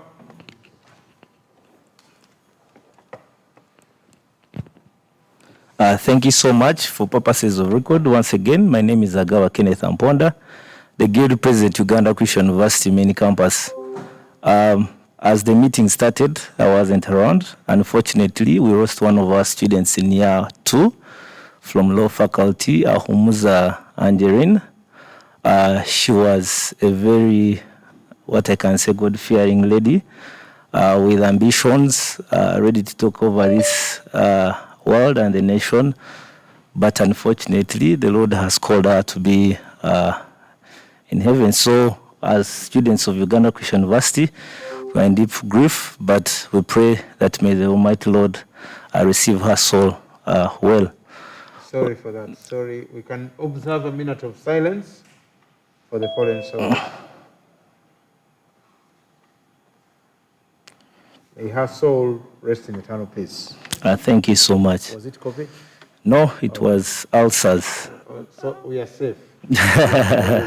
But ulcers has become a serious issue. To the management of Rose Namayanja Foundation, we thank you so much. As Uganda Christian University, we are so privileged to be hosting you and Faraja Foundation because it means a lot when you become a host. That means people trust you and they believe in whatever you're doing. And to the administration of Uganda Christian University, we appreciate them so much. I was watching live when the VC was giving his submission. We are really so grateful, and I would like the guild officials who are here to stand for recognition. Guild officials of the 23rd Guild government. Yeah. So most of them are online. They're in attendance. Thank you so much. You can sit. As Agawa Kenneth Amponda, the COVID pandemic has taught me a lot because we came into office during the pandemic. We are the first e-voting products of Uganda Christian University and also the nation at large, I can say, if not the whole of East Africa and Africa at large. So we are so proud of that, and I believe we have tried our best. Most of the activities have been done online. Mental health awareness has been done online. The COVID awareness has been done online with a strong team of these guild officials whom I can't mention name by name, but I'm so much grateful to be leading such a beautiful team. And we promise the nation and also the students at large that when our term of office ends, we are going to give you elections free and fair because we believe in a democracy where we have term limits. If you come, you serve, you go, and you let others serve. So we are so much humbled, and as we discuss, we are going to look at the fact that most of the students have been affected by this pandemic. Uganda Christian University and other universities that are doing, let's say, online, we do not merge as the largest portion of the students in Uganda. So that means there is a larger portion of students suffering out there who do not know where the future lies. So as we discuss, it's a humble request that we look at means, because I see some of the big dogs in the building who can take over our voices to higher levels for implementation. And also the girl child that is suffering amidst this pandemic. We have seen many young girls being forced into marriage. I personally have had some that have called me and asking for guidance on which way forward that have been victims of such. So thank you so much. We hope for the best in this discussion. Thank you. Yeah, thank you. I must congratulate all of you for the different leadership positions you are involved in. I must report that I have two presidents here, and I have also recognized that there is a first-timer e-voting that has taken place and has produced very brilliant results for many of our institutions of learning, and in particular, UCU. Now, having gone through that preamble and the experience for this COVID, a lot has been talked about what has been and how the challenges are. But I probably just need to highlight at the different levels where the challenges are likely to be. We have the individual challenge of an individual student like you. We have also a challenge at a family level Then we have a challenge at a community level. Then we have a challenge at a national level being brought about by the village, by the different units that make it possible for you to be integratable within the nation. And so therefore then we have a macro challenge that is likely to come as a result of the amalgamation of different challenges at the village, community, family, personal levels. COVID is not going, and COVID is to stay. 15 million children are out of school. And when we talk about 15 million, that includes both primary, secondary, and tertiary institutions and universities. The price for online education is very high. The affordability is also not accessible in terms of the digital divide between the poor and the rich, all the haves and the have-nots. I want to say, you who are going through this, what would be some of the suggestions you would have as far as that disparity and that painted picture I am putting? Because we now need to move to a level whereby we are suggesting solutions. We are suggesting, in your feeling, what should the powers that be do? Because the private sector has endeavored, like Mukono is doing, the public sector is not doing. And the children are so many, and many of them in the other area, where we don't have the, where we are not in the private sector. So I need to ask, just off the cuff, what should we do? What should we give priority in making sure that our children go back to school? I could begin with you, Mr. President. Thank you so much, sir. I've heard the question so well, and my submission would be, I would first begin by thanking and appreciating the parents of Uganda Christian University who have labored so much to make sure that they bring us to school through online means. Truthfully speaking, it's not cheap, it's expensive, but when you see a parent laboring so much to sacrifice everything for the sake of your education, then we must salute them and give them thanks and pray for their blessings. Having said that, like you've said, the moderator, most of the private institutions have managed to come up with an online system. For example, Uganda Christian University, which is on record that apparently we are the best in that. I say that without fear of any contradiction and proudly. There was a lot of investment in online venture. Initially, before the coming of COVID-19, Uganda Christian University was doing online, but on a small scale. Looking at people who wouldn't manage coming physically to the institution, people doing masters, people doing, let's say, PhD, and also it was majorly done in the theology department, the reverends and everyone there. And I believe it's when we even had our first elections testing the system of the theologians when they were electing their members of parliament some time back before COVID came into existence. So that clearly shows that there was a brief background or preamble under which we followed as Uganda Christian University, unlike maybe other universities which had not envisaged that or which had not yet taken time to welcome the new initiative of online. So that clearly shows that as institutions, we need to do whatever it takes, first and foremost.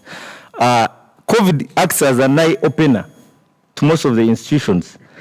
But online studies we should not be discussing online studies even by the time of the COVID pandemic. We should have discussed them years back. Because when you look at affordability of education, there are very many people who wouldn't come physically to institutions and would prefer online. But now, because of COVID, which is also a positive effect of COVID, it has pulled our attention to say, look, we need to invest much in online infrastructure so that we can have people study online. So the institutions have done their best, let's say from the private world, but also we look at the government coming in to provide some incentives to these institutions. For example, when you talk about data purchase at the moment, you understand that OTT was removed, but then another tax was brought here in data purchase. So that is a disservice to most of the students who are offering online services, and also institutions that would want to indulge in online, it also acts as a disservice. So we call upon the government to come up with a fair tax policy. If not that, they can even scrap it off for a while, because we are trying to come up from the depression caused by the pandemic. That would favor the institutions from merging up and starting up a strong online infrastructure. Then on the same note, for the, usually when I'm submitting, I rarely bend much in the public sector, because we have fellow students from the public section. They will talk much about them because their problems may seem totally different from ours. But in the private setting, you can imagine even up to now, private universities are still paying taxes as in the normal times then when the COVID pandemic wasn't there. So you find those taxes are also influencing the high tuition fees to the students who are studying online. So it's also calling upon the government so that they can revise their tax policy against these institutions, whether they can give them tax holidays or waiver those taxes as of now, so that also students indirectly can benefit in terms of reduction of tuition.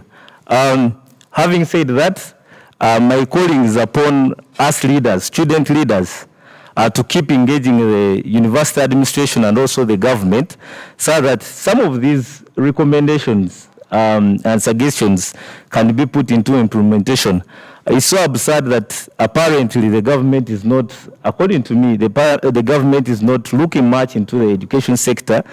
You hear that a group of musicians have gone somewhere, they have gotten, let's say, some contributions towards their welfare. I mean, it's this time, if that money is gotten and they say that students are going to access online studies at 50% charges catered for by the government, it would be something nice.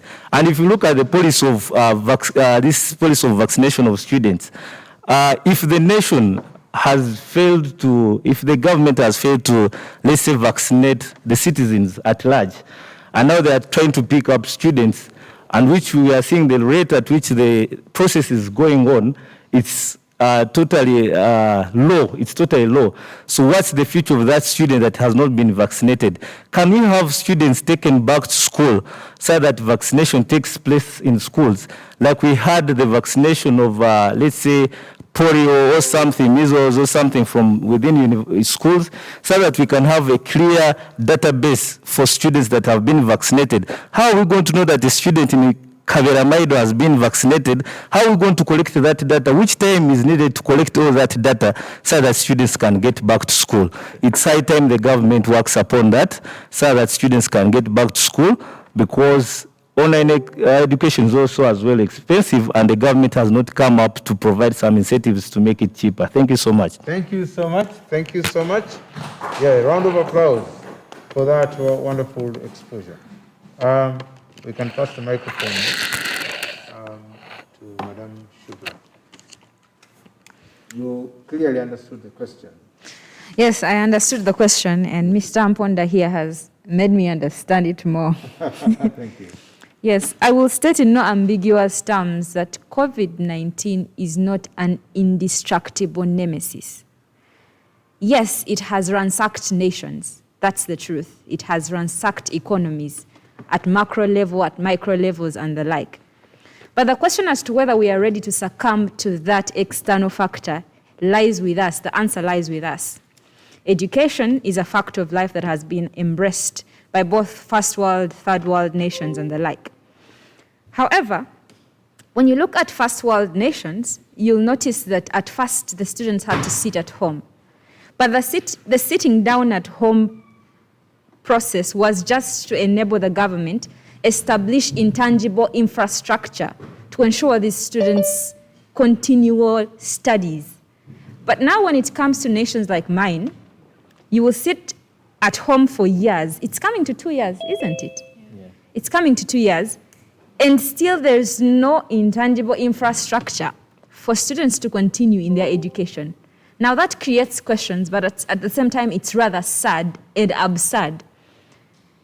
Private institutions are able to continue with education, yet public institutions are not able to. I would rather like to think that public institutions are more capacitated to provide computers, to provide internet, and the like to ensure that the students continue with their education. But that has not been the case in our country, and it's something that needs to be tackled by the government. Leaving that alone, I'm the president and founder of Students Against COVID. Students Against COVID came as a result of noticing that as students, we are stakeholders. Being a student is far beyond being just a youth. Being a student means that you are a learner in life. You're learning different aspects of life. That means that you have a basis upon which you speak. You have a basis upon which you speak because you've obtained knowledge. So this is a plea and cry out to students that there's a role you have to play amidst all situations, even where the pandemic is before us. The role starts with you by knowing that, one, I'm not going to school and this government has not seemingly thought about me yet, so I need to find a solution. As such, hands-on skills, going to different forms of education. Harvard from America has established they're called refresher courses, free courses for young people. Just imagine having a certificate from Harvard without having paid to study said course. So those are things that students should consider. However, allow me also point it out that in absence of political will, we cannot have anything moving because there is a reason as to why we have a democracy. Democracy comes from a place where the majority of the people hand over their power to a particular minority of people who are seemingly brighter and more intelligent to move the nation. So again, it's a plea to the so-called intelligence of our nation, whom we have given power, to think about students and young people. A few years ago, when I was still in primary school, they used to call us the future of this nation and the runners, the leaders of tomorrow. I would like to inform our leaders that we are in tomorrow. Tomorrow is here.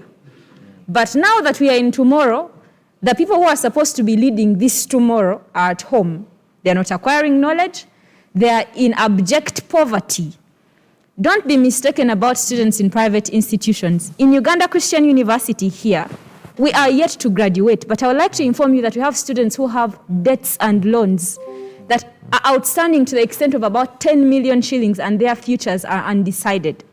Something needs to be done insofar as priorities by government is concerned. Policies need to be flipped.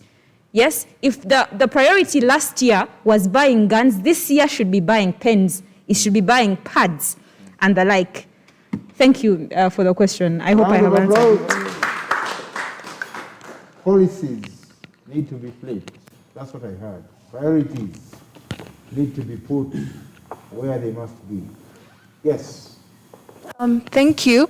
I think I should start from where Shubra said and Mr. President said that the government should reconsider its priorities. Even before the new budget was passed or the new policies, we expected some of the policies to be in line with making education or health a priority, which wasn't the case. So here we are still stuck. I come from a public school, but even during the pandemic, our tuition was increased. Our tuition was much higher than what we paid before the pandemic. And it is a question because we students ask ourselves that we are not using these facilities as much as we used them when we were at school. That is a time when we were actually at school. But then again, you see that on top of whatever is happening, tuition, families are running bankrupt because of the different forces that are happening during the pandemic, the lockdowns and all. So very many people actually pulling out of school before we even think that something needs to be done for students to go back. Yes, if something is finally done for us to go back, some of us, or even majority of the students, will not be in position to come back because they cannot meet the data expenses, they cannot meet the higher tuitions, and so on and so forth. So there is need for investment in the digital infrastructures. We can talk about the Odell system, but in certain parts of the country, even us in Kampala, I used the Odell system the previous semester for the online classes. But even our teachers or our lecturers do not have digital studio rooms where they can sit and lecture without internet connectivity problems. And even our students are facing the same thing. So even if we are all vaccinated and we go back, still we are not in position to attain what we should have attained with all the measures in place. And also, for our case around MOOCs, the government had installed MyUG, but we do not know what happened to MyUG. It was Wi-Fi, which then the students would actually use to access the online classes, but we also do not know what happened to that government project, and it was pulled back. So if the government can, first of all, enable some of the geographical areas that do not have internet access or connectivity problems to be in position to, and also in areas where they can, in areas around universities or institutions where people can actually make use of the internet and attend classes, then so be it.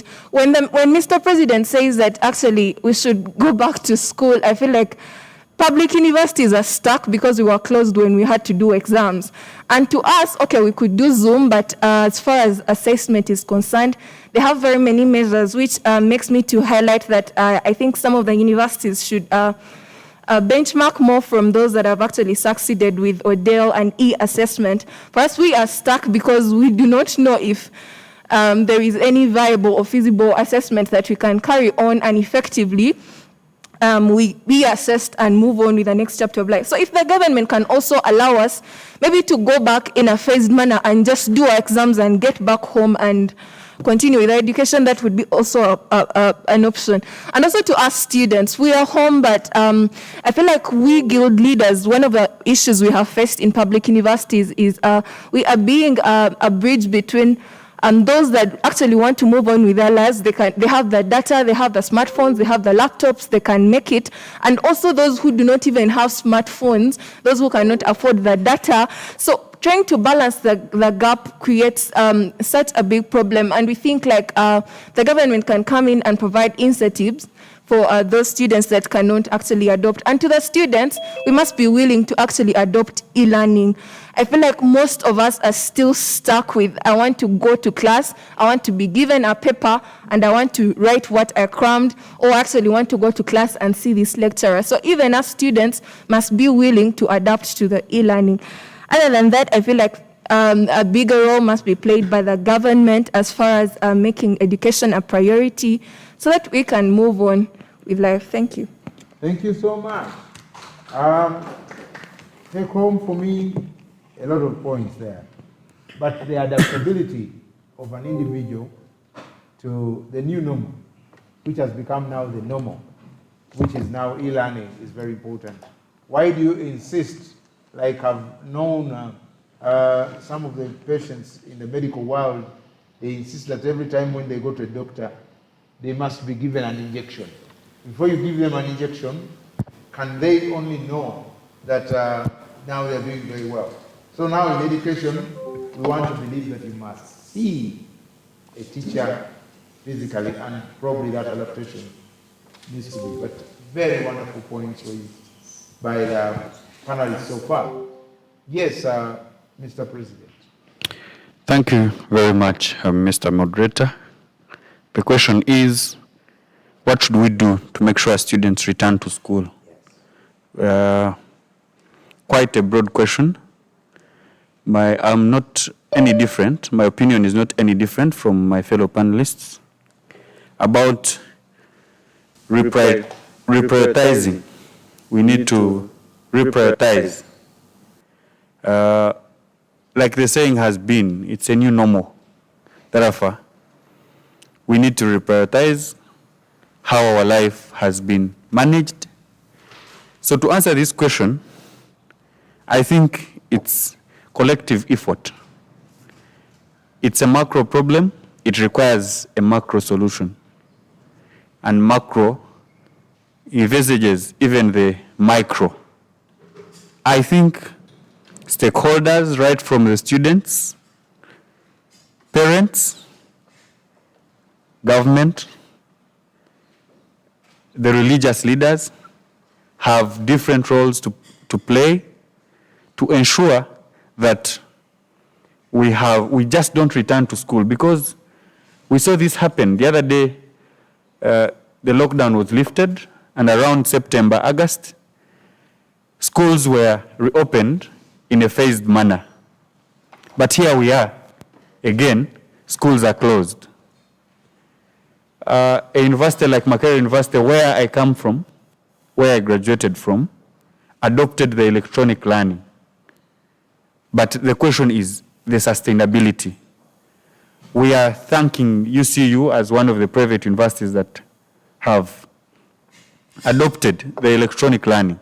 How about the percentage of students that is dropping out because of affordability issues? It is a question that cuts across.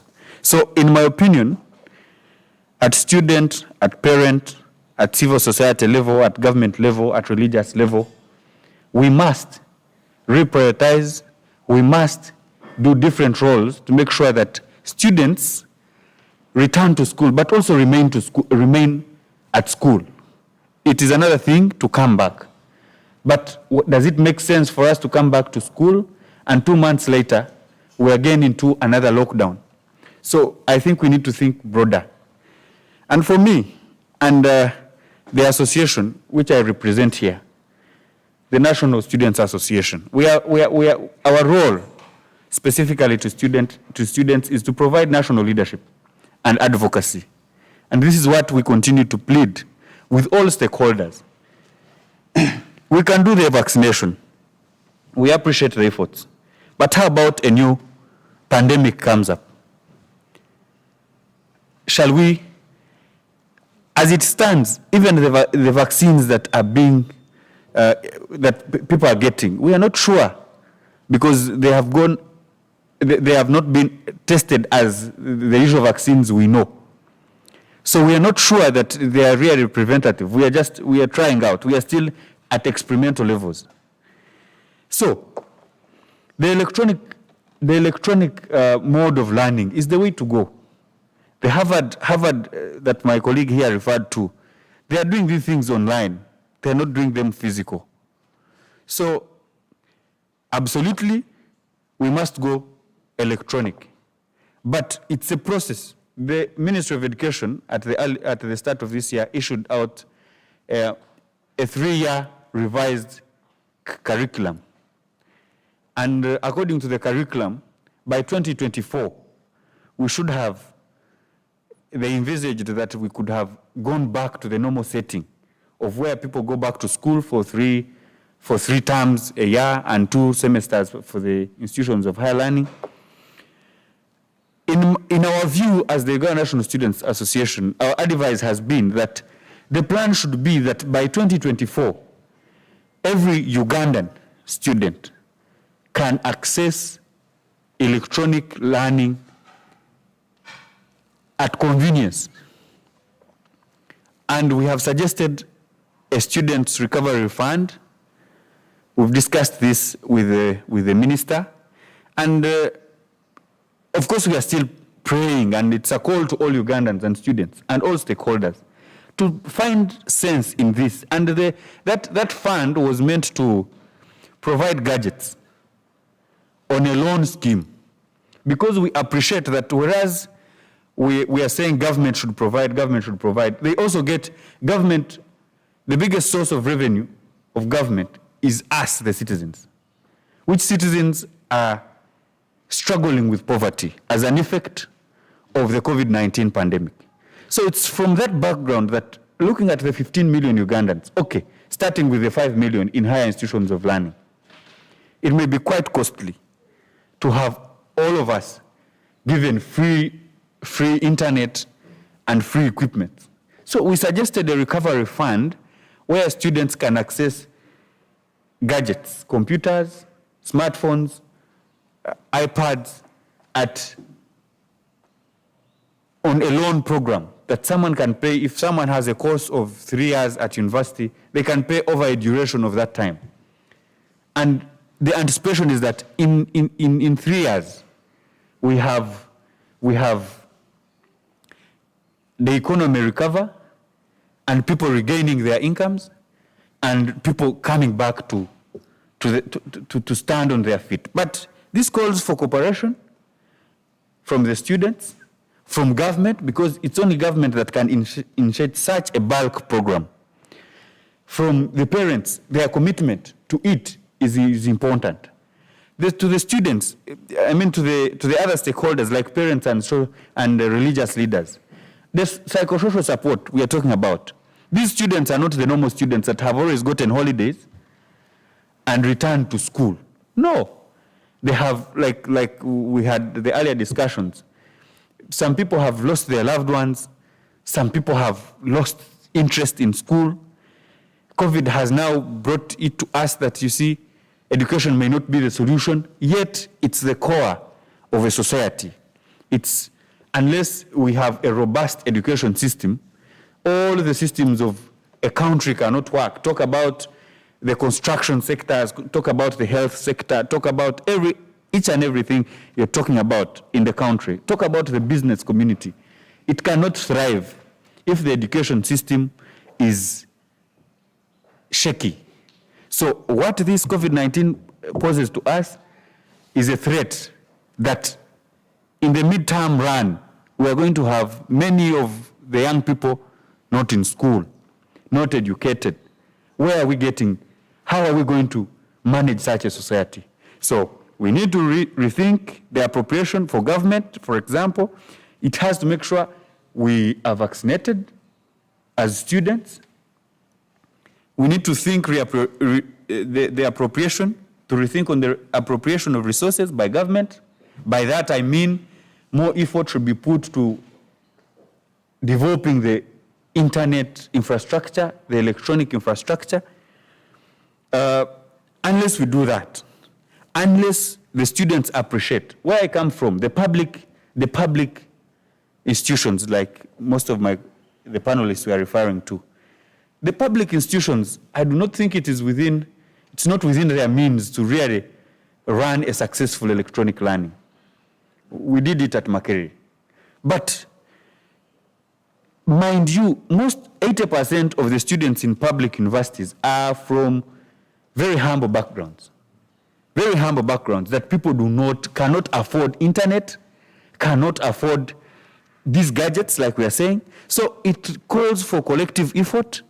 It calls for all stakeholders to come into play so that we all come up. As the Uganda National Students Association, we are still committed to advocating for policy change and strengthening of policy at most universities. Like, for example, where I come from at Makerere, we just concluded, I think the new guild leadership is 2 months into office. And the challenge had been the electronic system was in place, but we do not have policy to incorporate, to allow that form of election to take place. And it took us 2 months to change policy and establish a law that allows for such an election. So as a group of, as the leadership of the students in the country, we are going to continue to advocate for change in policy and implementation, policy implementation, to incorporate, to adjust and have policies that suit the new normal. I thank you very much. Thank you so much for those wonderful expositions. And I'm realizing I am dealing with leaders. They have what we call policy statements that are being made, statements that are hinged on policy. It's a Zoom meeting. And like all Zoom meetings, you have a beginning and an end towards that. And we seem to be running at the expiry of our Zoom scheduled time. But even after that Zoom, maybe we shall have a one-on-one where we can be able to get onto some of these policies very easily. We've only tackled the question of the student in this whole saga. If time were to allow, we would have had the chance to even talk about how COVID has affected the parent, but also the owners of the institutions where we want to go back to school. Some of the schools we want to go back to are going not to be existent. Maybe in less than a minute, less than actually a second, what do you think we should do for the school owners? Just a quick one, because I'm short of time. Thank you very much. I saw the minister the other day say that school owners should sell other assets, which I think that was very unethical of him and very it was very unfair. It is impractical.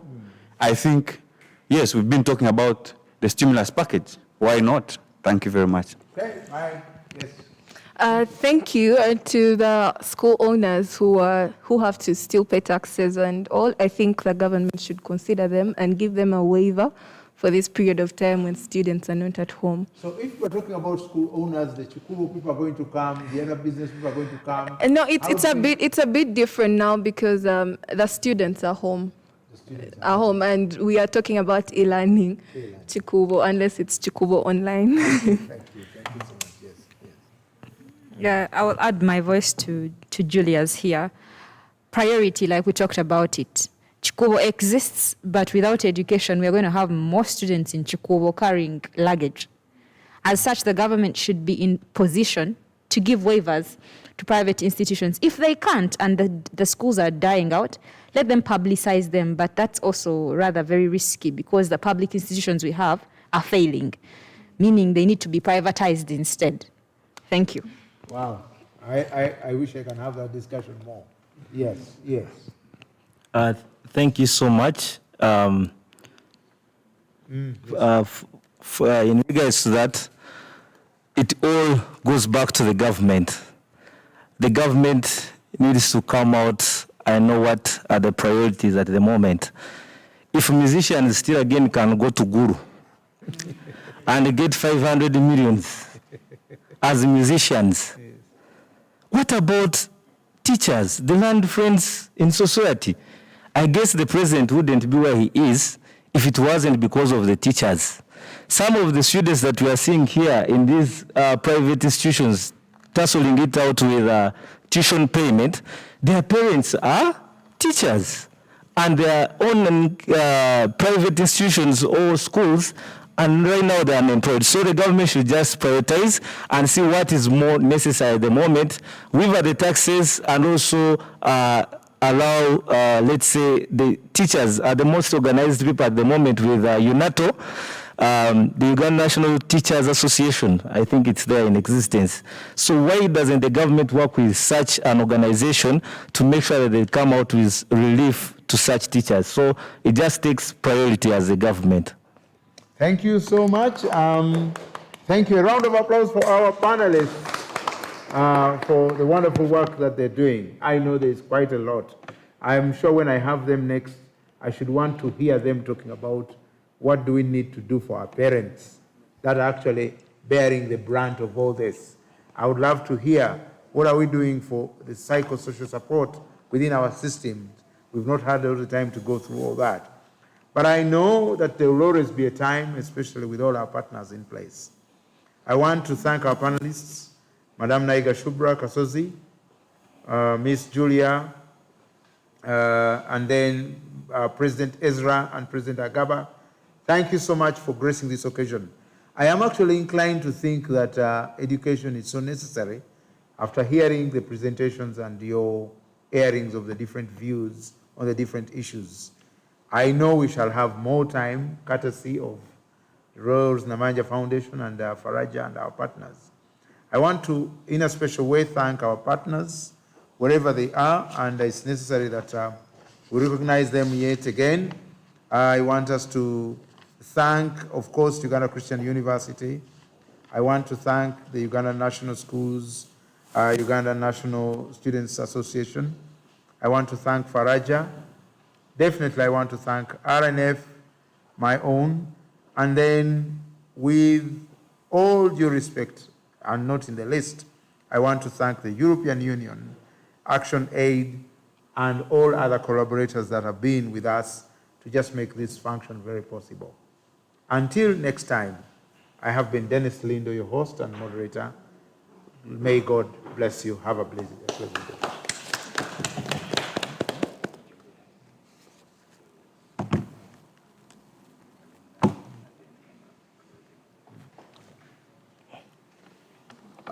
After that session, our next session, we are going to go into our closing session.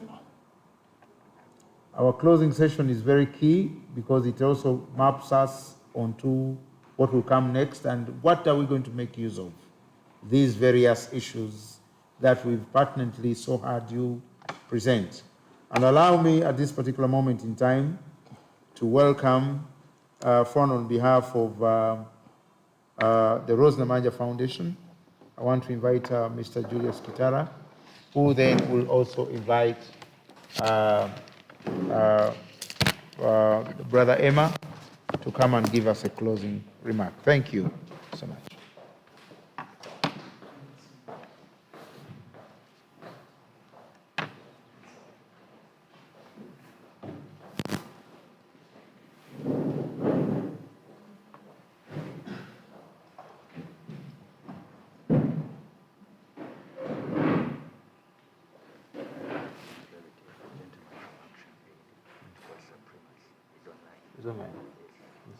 Emma can?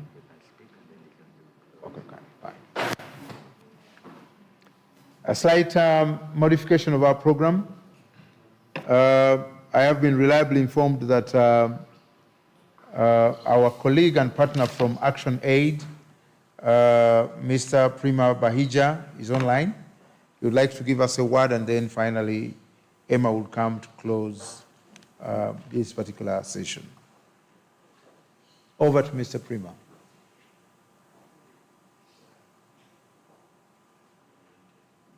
Prima.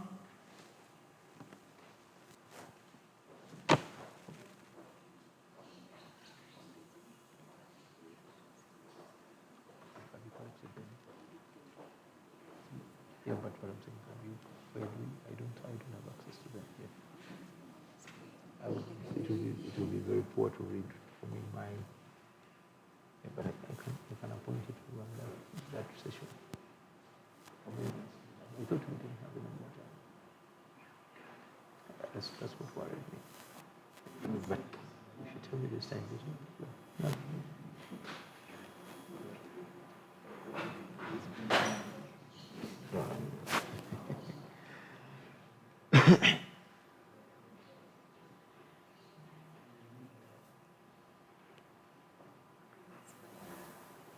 Prima, Action Aid, we are waiting for you. If you're online and you're able to get us, please.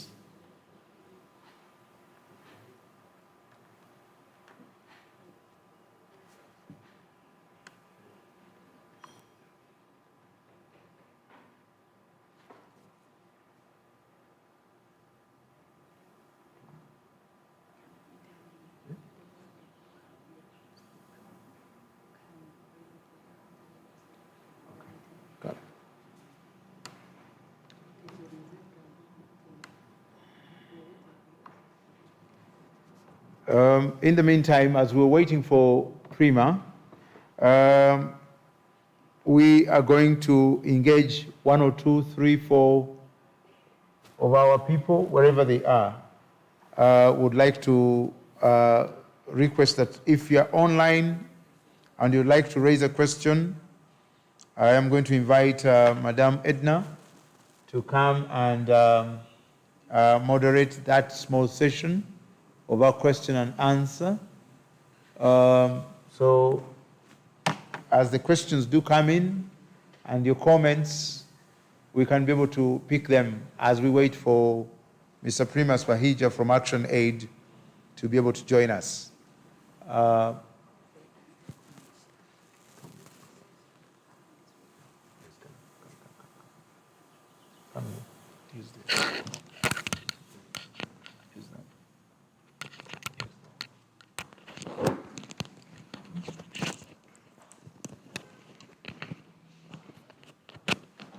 I can see the hand of Anita Komjisha and Crispus Kakande and Wilson. I think you speak in that order. Anita?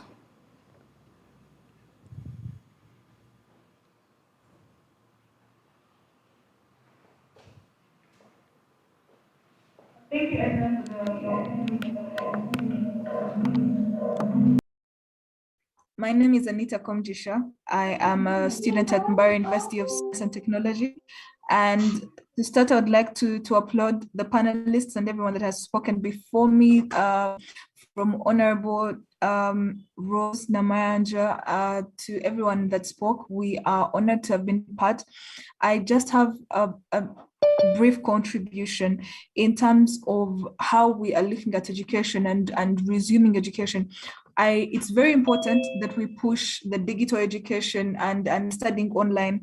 But even while we do that, we have to realize also the other fundamental importances of education and our schools, our structures, to the development, especially of the much younger people, ages, from 0 to about 15, 16, because before we had our formal education, we had children learning these values from their communities, from their parents, from the people around them. We had that proper community structure to be able to teach these children the values that they needed to learn to be able to operate functionally in society. And without our schools, and we converted that from our community, level kind of education to our formal education. So when we speak about online learning, yes, the infrastructure has to be put in place, because we don't know how long we'll have to go on with staying in our homes and in our small communities to be able to prevent the spread of the COVID-19 virus. But even as we think about it, we have to think about the wholesome development of these children. If we're doing digital learning, how are these children learning to function in community? How are they learning to share, to care for one another, to know their responsibility in community? So even as we look at the infrastructure for online education, it's important that we look also into the psychosocial development of these children in their small communities where they're not interacting. Thank you very much.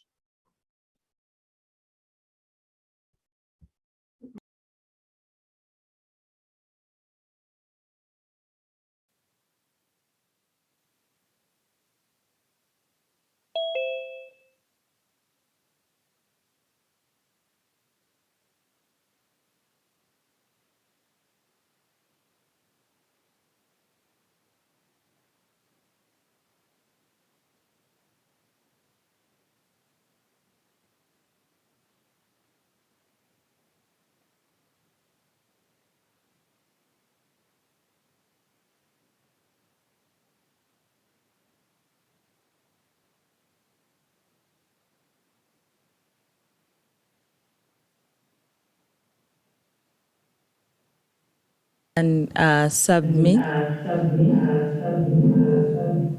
Thank you, Anita, for that submission. Very elaborate. It is true that we should also focus on other areas of life apart from education. So Crispus Kakande, I can see your hand up. You can unmute yourself and submit.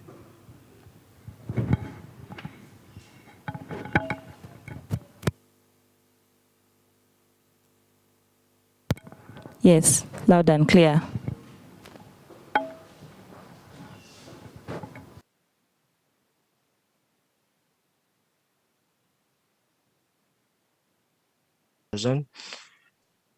Well, it is well known that education breaks the cycle of poverty.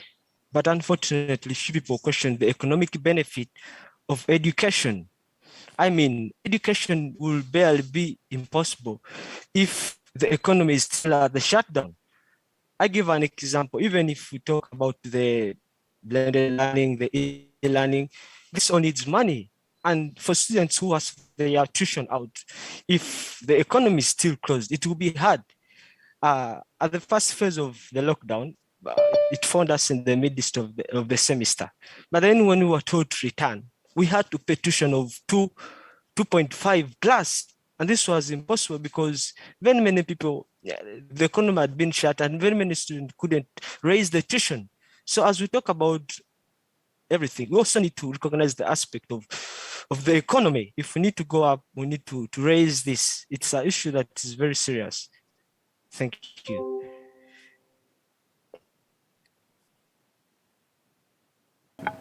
Thank you very much, Crispus. I don't know, I'm no longer seeing. Jacob, is that your hand up? Are you waving? Please unmute Ochen Jacob.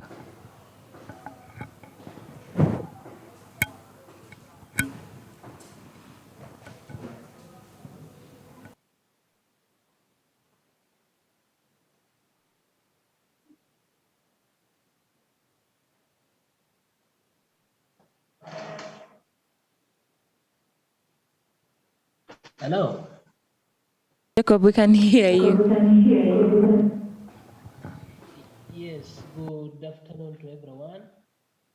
I'm Jacob Ochen, attending a meeting from Kaberamaido. I hope am I clear? Hello. Am I clear, please? Yes. Yes, you're very clear, Jacob. Okay, thank you. Okay, thank you. I am an alumni of UCU. I graduated from 2015, but basing on the topic which the panelists have discussed, I think that right now what the government should prioritize is to make sure that the policy is amended in regarding with the e-learning, and then when the policy is amended, we also work on the infrastructure. Because quite time people want to experiment things, but when the situation normalizes, everything stops there. So we should stop the work of paper and come back on the drawing board where we need to implement on the action. What we have documented, we need to follow them or put them into practice. A case study of UCU, those e-learning started as small, but right now they've grown big. So the government should pick up from there so that we help. In our country here, I'm in Kaberamaido, but you hardly see people getting access to such things. With the video they have, but the internet quite challenging and all that. So government need to work on the policy. Then after working on the policy, the infrastructure development coming later. Otherwise, I'm very, very happy and I welcome all the views. Thank you, the panelists. Thank you so much.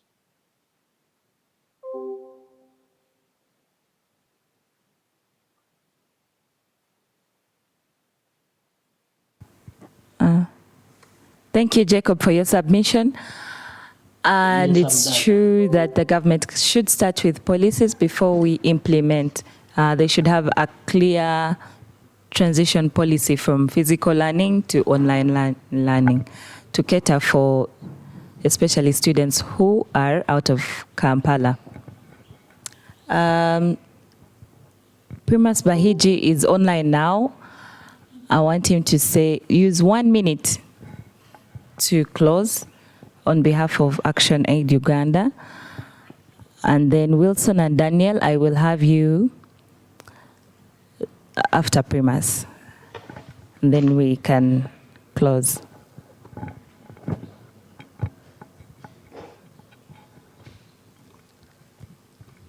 Primas?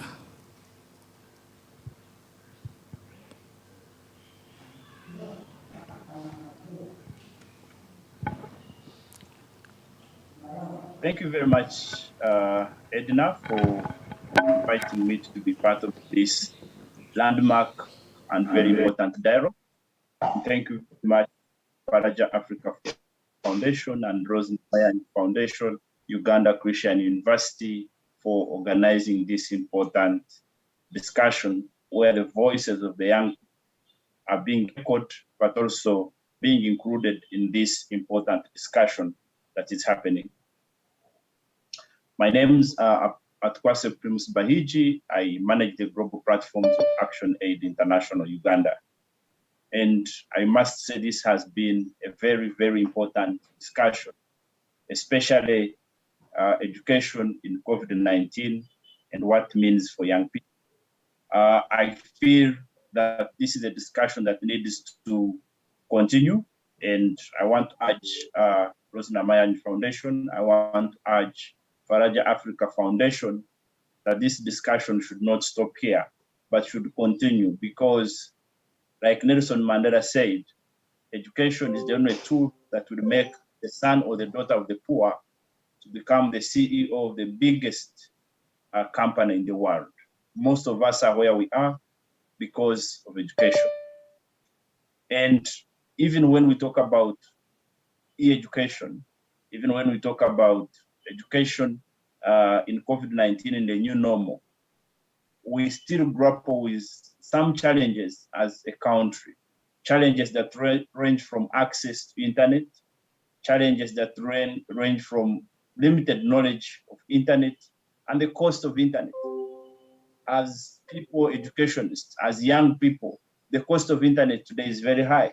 Yes, they removed OTT, but we have now the cost, the data bundle going up. And if you're to be online meeting or in online classes for some time, you might need not less than 40,000 per day. So if you multiply that by 30 days, that is close to 1.2 million. And you ask yourself how many Ugandans can afford that. And if someone had 4 children who are studying, what would be the cost then?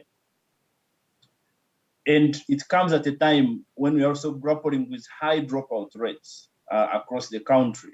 If you look at the results that came out recently, for primary, about 1.8 started in 2013, and only 700 plus finished primary 7, meaning 1 million young people dropped out of school. So what is going to happen with this pandemic? And the same was reflected at secondary school.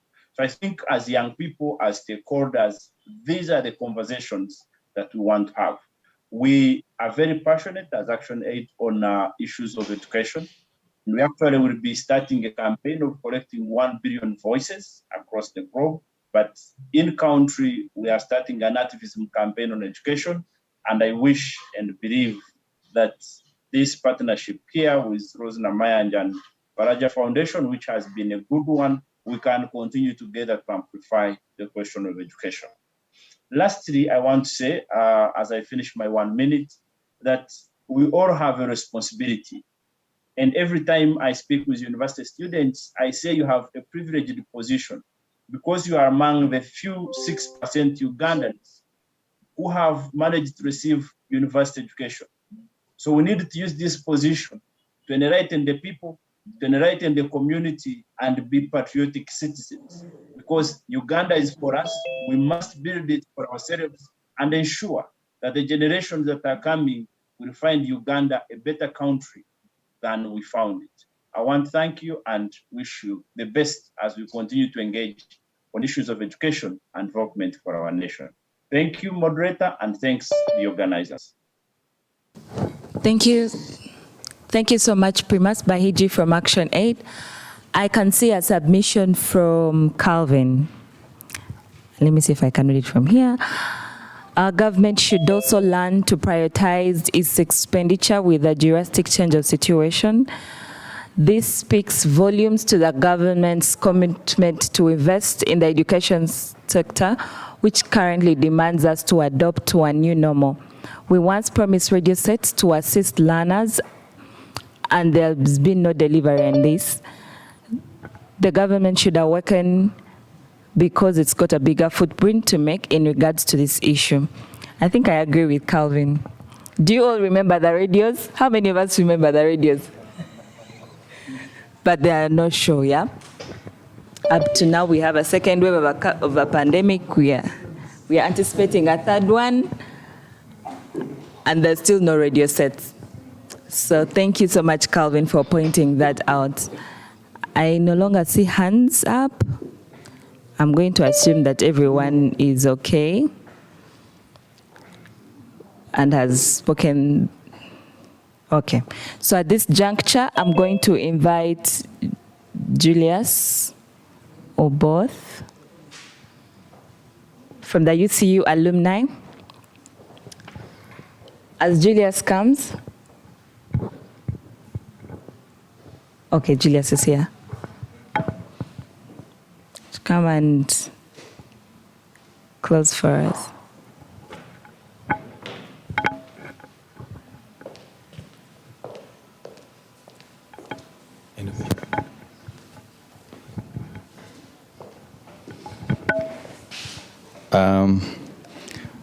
All protocol observed.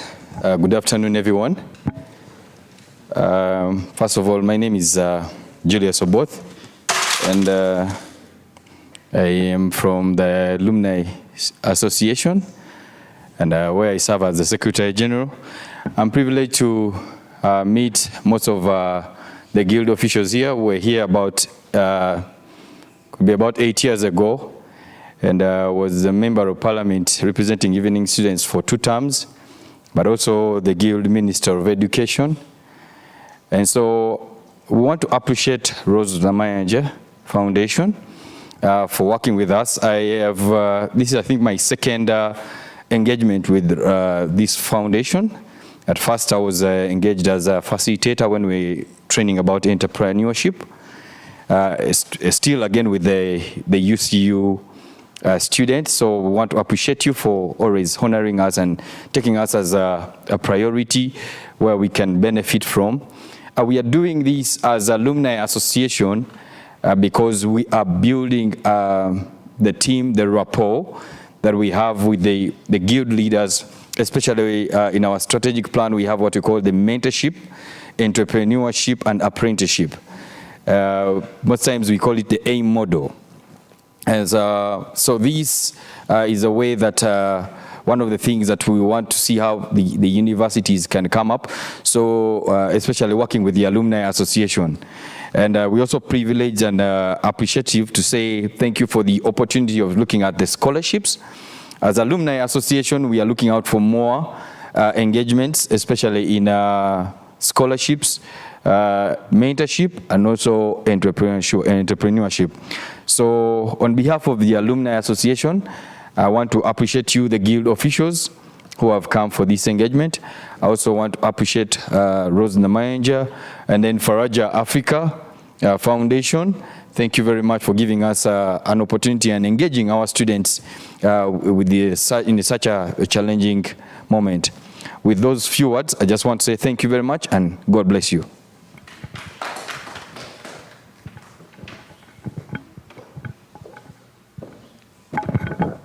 Thank you, Julius. I think Wilson, do you still want to speak? Wilson from the chat section. I mean from the online audience. I can see Nantani Peter in the chat section. I said access to internet is as expensive as breathing underwater. All we need is lowering of data bundles or bundles that can support online lectures only the way we used to have social bundles. I think I agree with Peter. Eh? You guys here at UCU have online lectures. Is it expensive? You guys, they give you internet? They don't. Yeah, so I feel like if the government is going to adopt online lectures, then they should provide data packets for students or subsidize the data packets. Technical team, if you can see Wilson in the participants, his hand is up, he can speak, and then when he's done, we can have Emmanuel Wawire to close his... Wilson.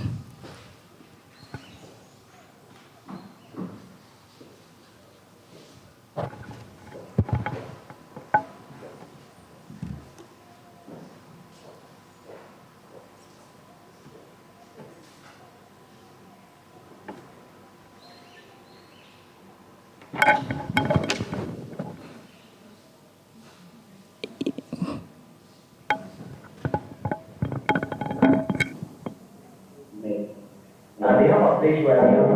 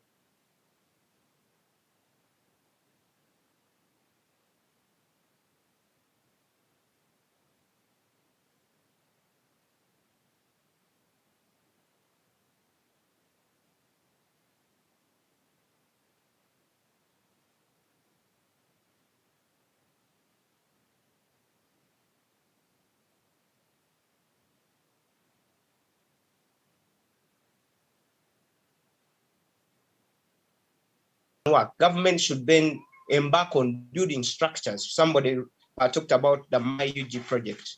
It can also continue to enhance that, but that will take quite some time, though it will also provide a bridge for the future. And we really need to just build structures as we go with those who are able, and we bear with those who are not able, through trying to compensate them. Thank you.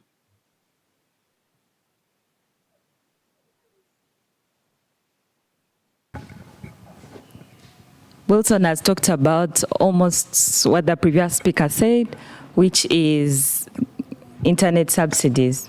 I think even me as a student, the most expensive thing about online learning is data packets. So as we wait for Emmanuel Awire, I can see the chat section is booming. Deals should be made with these data companies like Airtel to provide data package at a good deal for students.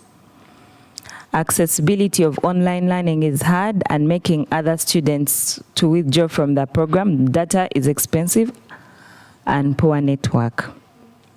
Magic is not made overnight. We should at least try to appreciate the measures taken by the government to reopen schools, like the finalist step they took earlier. Incorporating technology into the education by the government will take place.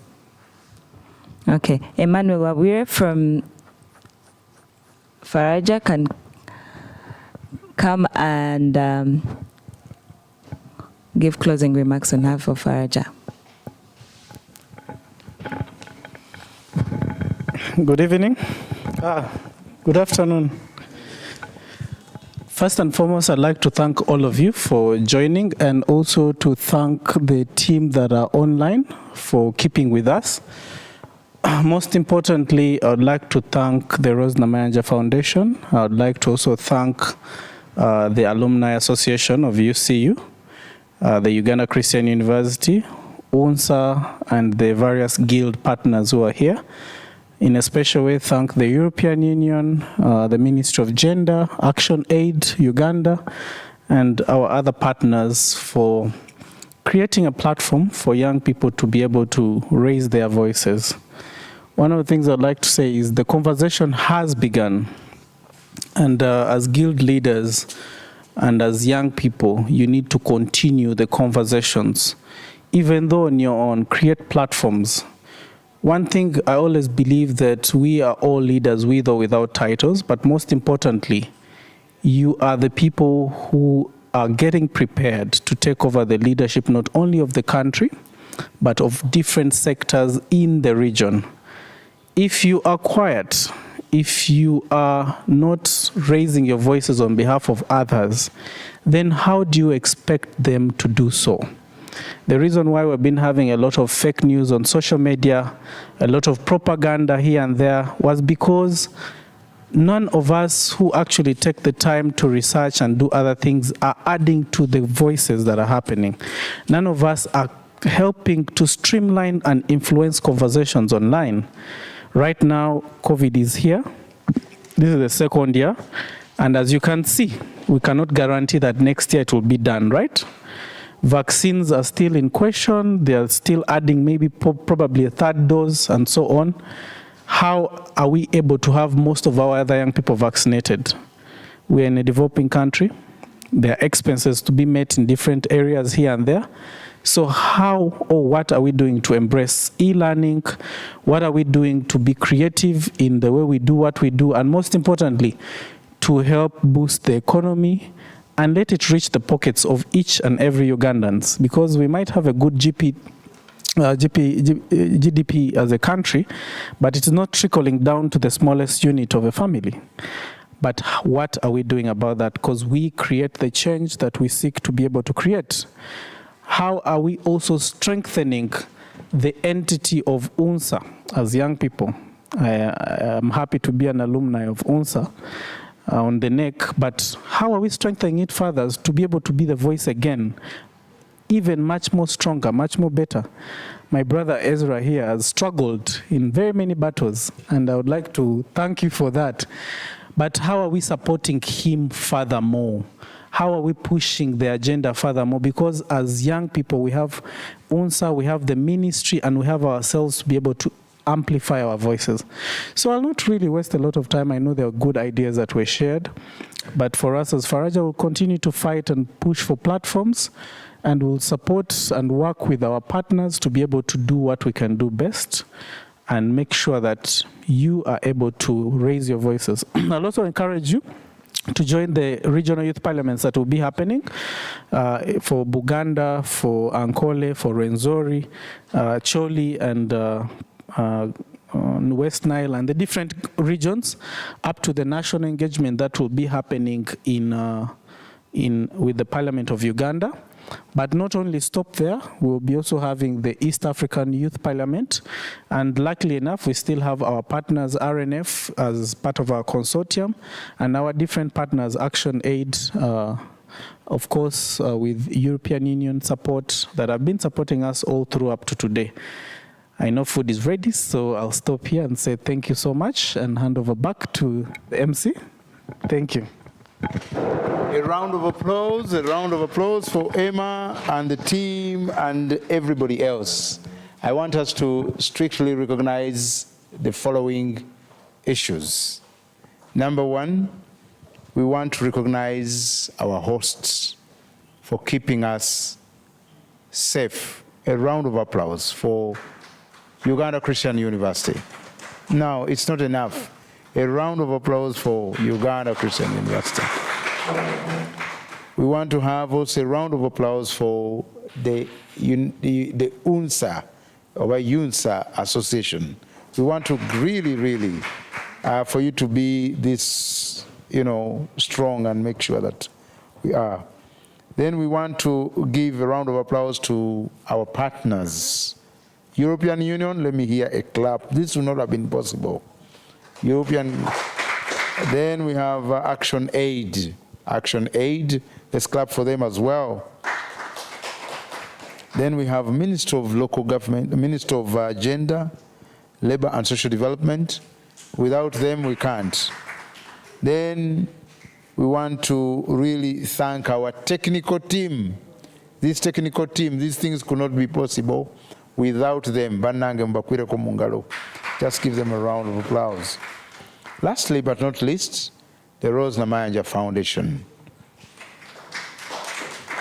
Now, with those few remarks, I would like to declare this conference closed. And we look forward to hearing from you on the different platforms. But also we look forward to having yet another event when we meet as partners and then decide on the way forward after digesting and synthesizing all these things and wonderful discussions that have come from our panelists. May God bless you. Now we have a photo session outside. before we go for our lunch, and after that, that will be the last thing on our agenda. The camera people and the crew are ready. We have a photo session, and then with all our presidents, with all our leaders, with all our MPs, and then all our partners around, and then we can be able to go for lunch. God bless you.